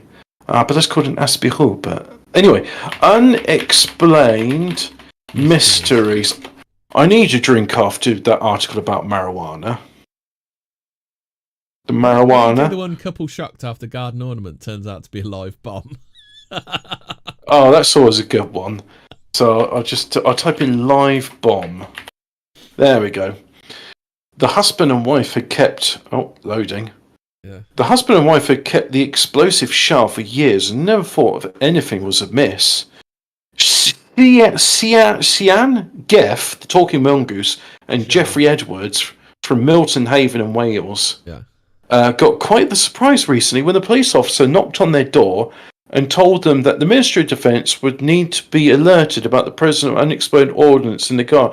What? So is the police just snooping in the car and going, I suspect that's an unexploded bomb. Yeah. I'm going to tell the Ministry of Defence. The shell, which is, it could explode and kill them at any time. The shell, which is thought to date back to the 19th century, has been sitting in the garden for years, with a couple believing it was in fact a dummy explosive that contained no charge. 19th century? It's a dummy charge. No, it's only a dummy charge. 19th century? That's 1800. That's the 1800s. Yes, it's a Victorian unexploded bomb. But it might go off any... Victorian bomb? Yeah, they did. It might go off any time now, you see. What kind of bombs did they have? Dynamite was only invented in, 1880? Cordite, more likely. I think the history of the bombs goes back to, the very least I know in the 17th century they had exploding shells for cannons. The bomb dates from 1800 to 1880 to 1890. It's believed to have been fired from a warship using Broadhaven Beach as target practice. Jeffrey and Sean moved into the property in 1982 and painted the unusual object red to match their windowsills. And it was assumed the bomb didn't have any charge. Sean used to bang her trowel on it to get rid of any loose earth. Incredibly, the projectile originally been picked up 100 years ago. Warships for the Royal Navy used to drop anchor in St. Bridges Bay and point their guns towards Broadhaven and open fire, Edwards explained. They used the sands for target practice. They also used Welshmen for target practice, but fucking missed one. Well, Pop Morris, who went around delivering lemonade, was going to Broadhaven with his horse. I don't know who Pop Morris is, but anyway. With his horse and car. It says horse and cart. Or is that horse and cart? But no, that is a T. Their horse and cart and found the shell. He struggled back up the beach with it, put it on the back of his car, and had a very bouncy 7-mile ride back home. He plonked it upright in the front courtyard, and that's where it remained. I'm Welsh, I am. It stood there during 2 world wars. fancy that. To the waters. So yeah, the Royal Navy says you owe us for that shell. You should have given it back. And it's like, well, if you wanted that shell, why did you get rid of it in the first place? Why did you throw it away? Yeah, on the beach. Yeah. Oh yeah, I heard this story on the hate bus, but I'm going to read it. What? Man with constant headaches. This is a Confucius. Confucius say, man with constant headaches found to have chopsticks stuck in skull. Chopstick in skull. Yeah. So a man from Vietnam. Oh God, no! It's that guy. Read on to find out why he had headaches from marijuana. A guy from Vietnam. 20 years later, yeah. Who's recently shocked to discover. I think we've found the reason for the voices, lads. So the hovering reasons for unexplained headaches. Read on to find out why. The man, whose name has not been disclosed, well, we found out his name, was in the article, who's a woman, had decided to seek medical attention after hearing voices in his head from smoking too much marijuana. After being admitted to Cuba Friendship Hospital in the city of Dong Hoi, he underwent Cuba Friendship Hospital. Imagine that your country's so fucking shit that the Cubans are sending doctors over to, like, come on, guys. Yeah, but I was told the doctors in Cuba are, like, world-class, first-class doctors, even though all the equipment's, like, fucking... Yeah. Looks like the back of someone's garden in Chicago. Yeah. Yeah. Well, you're saying it's got fried chicken and KFC buckets strewn around? No, it's worse than that. But anyway, until you get to how we got the fucking... You won't believe how it happened. Read on, so I will read on. He underwent scans in an effort to determine what could be causing such debilitating symptoms. Incredibly, doctors discovered they had two foreign objects in his skull. A marijuana bong and a marijuana smoking device, also a bong. Upon closer examination, these turned out to be two broken chopsticks. At first, the man couldn't imagine how he ended up with chopstick inside his head, but then he cast his mind back to the altercation he had where he smoked too much marijuana, and another man that happened in a bar 5 months earlier. At the time, he had suffered a head injury and had visited the hospital. He was patched up and sent on his way. But now it seemed the person who'd been fighting must have pushed the broken chopsticks into his skull, most likely by shoving them up his... So his nose is pissing out of blood and they didn't even look up there to see if anything was up there. Like, couldn't even see broken ends of fucking chopstick rammed up his nose. Imagine you're having a fight with someone and you didn't notice, like, oh, so why does my nose suddenly... time he's been breathing out of his mouth. Is that what he's saying? He's a fucking... Yeah, but that's nothing new for this fucking mouth breather. At the time, he had suffered a head injury and visited the hospital. Yeah, he said... Did he even know he couldn't breathe out of his nose? His blockage. Incredibly, despite such an ordeal, he couldn't actually remember this happening to him. He spent the past fucking 10 years fucking blowing his nose. It's literally the same guy. Despite such an ordeal, he couldn't actually remember. Well, he was very stoned at the time. He had... Remember, kids, don't do marijuana. You might end up with chopsticks. No, because you'll end up with chopsticks in your fucking nose. Fuck me. Vietnam, you know what? It's a shame America didn't bomb the rest of Vietnam. It was a mistake letting them live.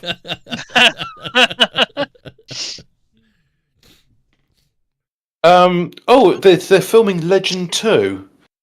Unicorn shows up on game camera in Petrified Forest National Park. Oh, really? It looks like a deer. It's not even a unicorn. It's a deer with one. It's a deer and it's had one horn broken off.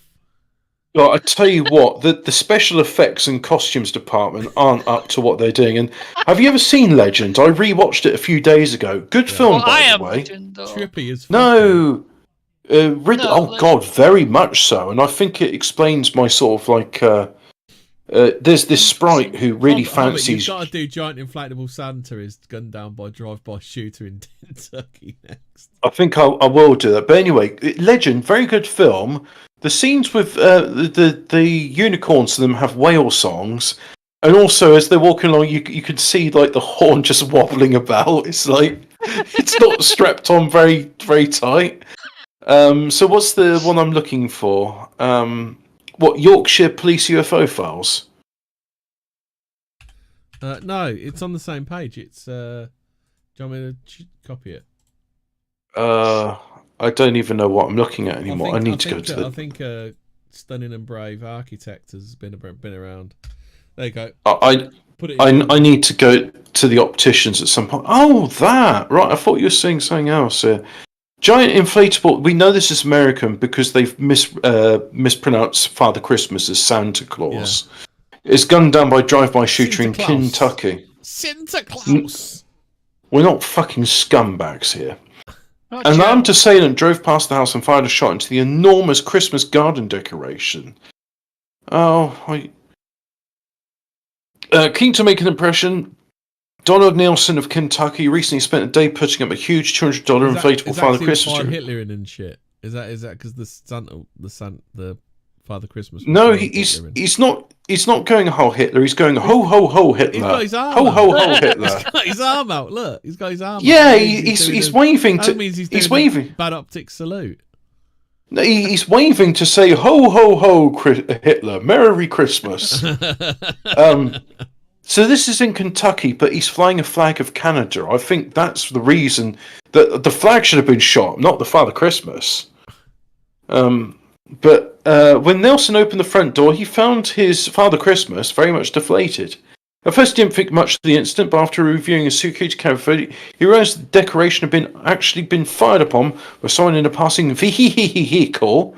Let's try and be American about this. Vehicle. Sure enough, vehicle. Upon closer inspection, he found vehicle. Vehicle. Well, no, it's the Grinchmobile because they didn't like Christmas. First, didn't think much of the incident because he's a stupid fat American. But then he was like, "Oh, somebody could have shot on me." There are multiple neighbors that have inflatables too. And I mean, certainly they could have been targeted as well. Duh, he told Willex. If they've done just one, they'll probably do several in their vehicle. Yeah, but they have only just done one.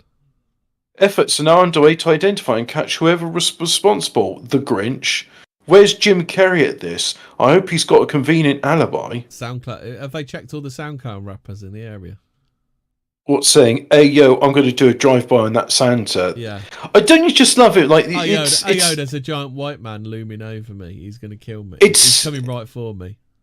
It must be boring when you're a detective and it's just like, right, let's check SoundCloud. Oh, look, here we go. The Groid's you're claiming he's boasting about the crime he's just done. There, well, right, case solved. Let's go see him now. Did you know 30% of their Mexican alien mummy's DNA is from an unknown species? Really?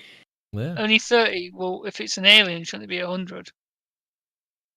I'm an alien. 30%. I'm a legal alien. I'm an Irishman in New York. Top of the morning. Mummy's not. So what are the other 70% then? What is the other 70%? Mexican and goat. I don't know.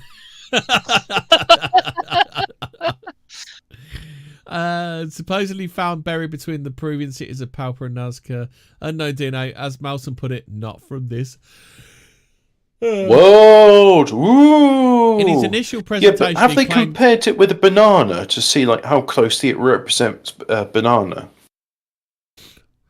Like, is it 30% banana? In his initial presentation, he claimed that 30% of the DNA mummies from the mummies was unknown, but now he's revised his claim, instead maintaining that 30% of the DNA is from an unknown species. Ooh. This, he argues, demonstrates that the bodies are definitely not human. Oh, we've got an update on them. Oh my god.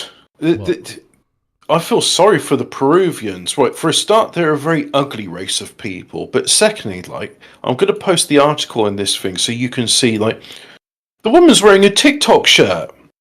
Peruvian village terrorized by mysterious 7-foot-tall yellow-dyed assailants. Oh, they're back. Well, is it an update? No. Something strange is going on in a small village of November, so yeah, it's fairly recent, isn't it? Something strange is going on in the small village of San Antonio de Pintuliaco. At least that is according to reports of 7-foot-tall figures with yellow eyes, so they're not red eyes, terrorizing the local residents. Some witnesses described the alien-like beings floating through the air in metal discs, while others claimed that the mystery assailants were dressed in black armour. Earlier this year, weren't it? With oval-shaped helmets. Yeah, but it's like it's a different story, and it's got a video as well, which is different to the thing. I like this. It's got a link on. Worst case scenario: this is an international organisation of organ harvesters or sex traffickers who are in possession of top secret hardware, and they're using it to do something very sinister. Why is like worst case scenario? Oh yeah, they got top secret technology. Definitely not aliens, though. Yeah, definitely not. Chaos has got a theory on Father Christmas. Shout ho ho ho to their scantily clad chicks. Boyfriend got pissed and shot him. Yeah. Hey yo, you'd be disrespecting me. Yeah. Paranormal investigators capture image of an entity at Galway Ferry Fort. The ghost hunters who have been investigating strange activity at the site believe that this image shows evidence of the paranormal. Yeah. Okay. Let's just put this completely convincing. Yet again, it's something else that looks like it's doing a sea Kyle. Oh dear. got bad optics fairies now. Look at that. Is that's it's on stream, Hobbit.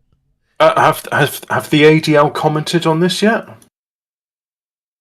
don't know, it could be asking teacher to go for a wee. Well, that's a fairy, without doubt, isn't it?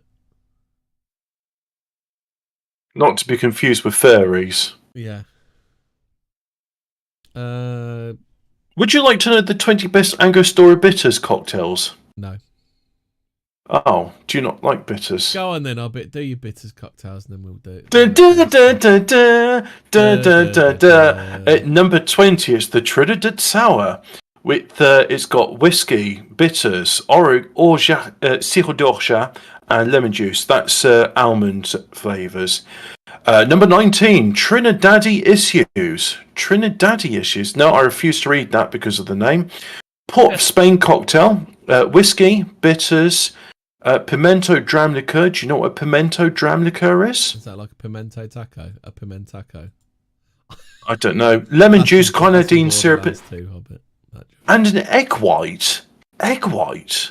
Oh, I'll tell you what Lidl sell. They sell liquid egg whites. Did you know that? That's not very nice. I don't like the idea of that. Yeah. A Moment of Silence, which is Italian red bitter liqueur, rye whiskey, apricot brandy, Amaro, Angostura bitters, and apple brandy.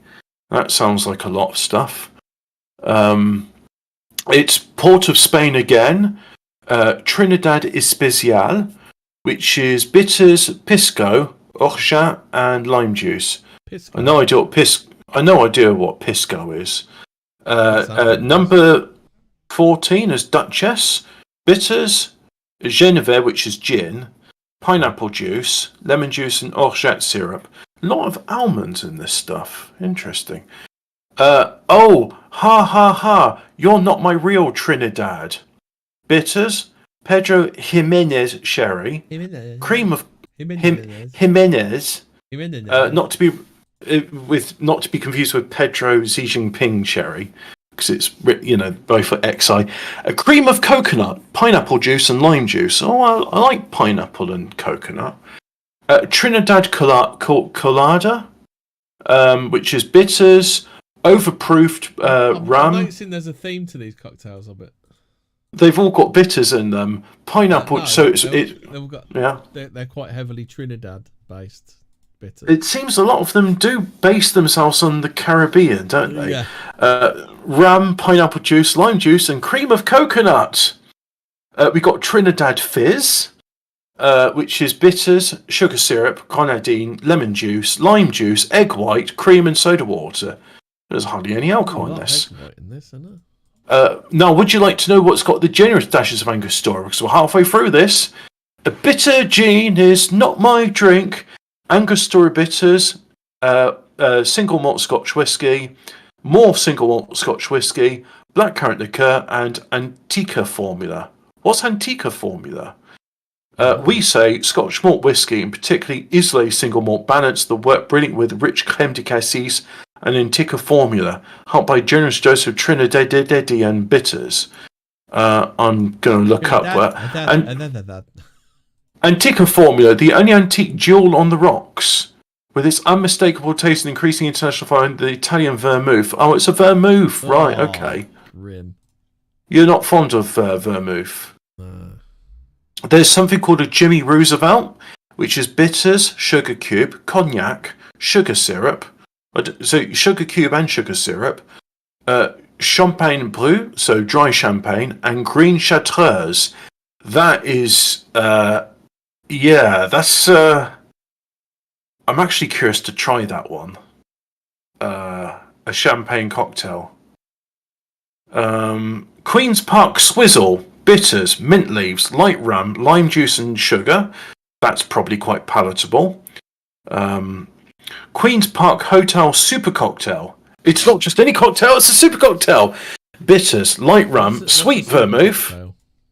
Well, it's like a normal cocktail, but it's super, you see. It's got the word super in it.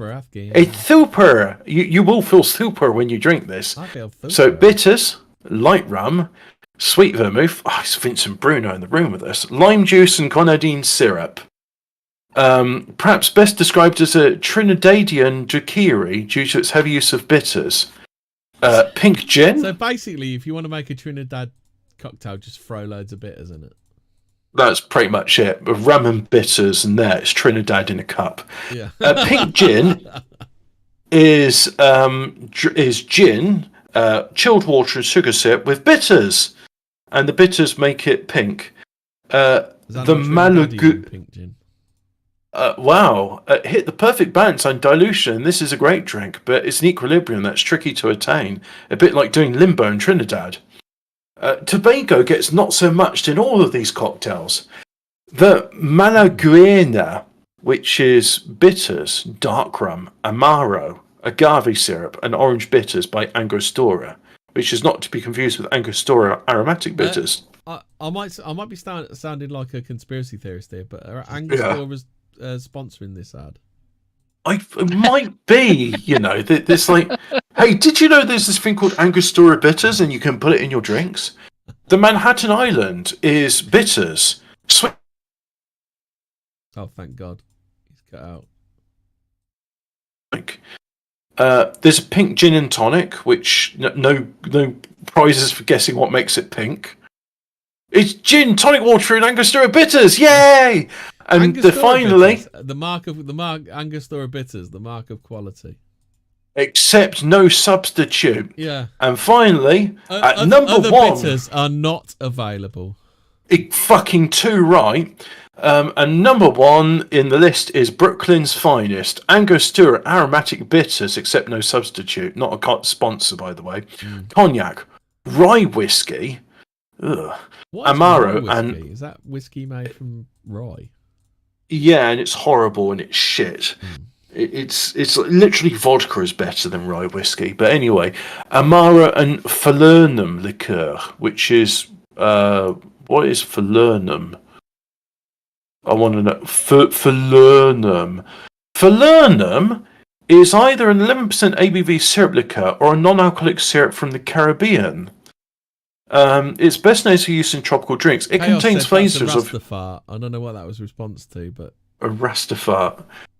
Ginger lime. It contains flavors of ginger, lime, almond, and frequently cloves or allspice, and may be thought of as a spicier version of orgeat syrup. Well, that actually, I do know Falernum then. So it's basically spicy almonds. Nice. Yeah. Okay. Rastafart, Trinidad Fizz. Yeah. Yeah. So anyway, I hope you enjoyed that. These were unexplained reasons as to why you got a bottle of Angostura bitters in your cocktail cabinet and should be using it at some point. Little have come on a bit, mind. I remember buying onions off the floor. Yeah.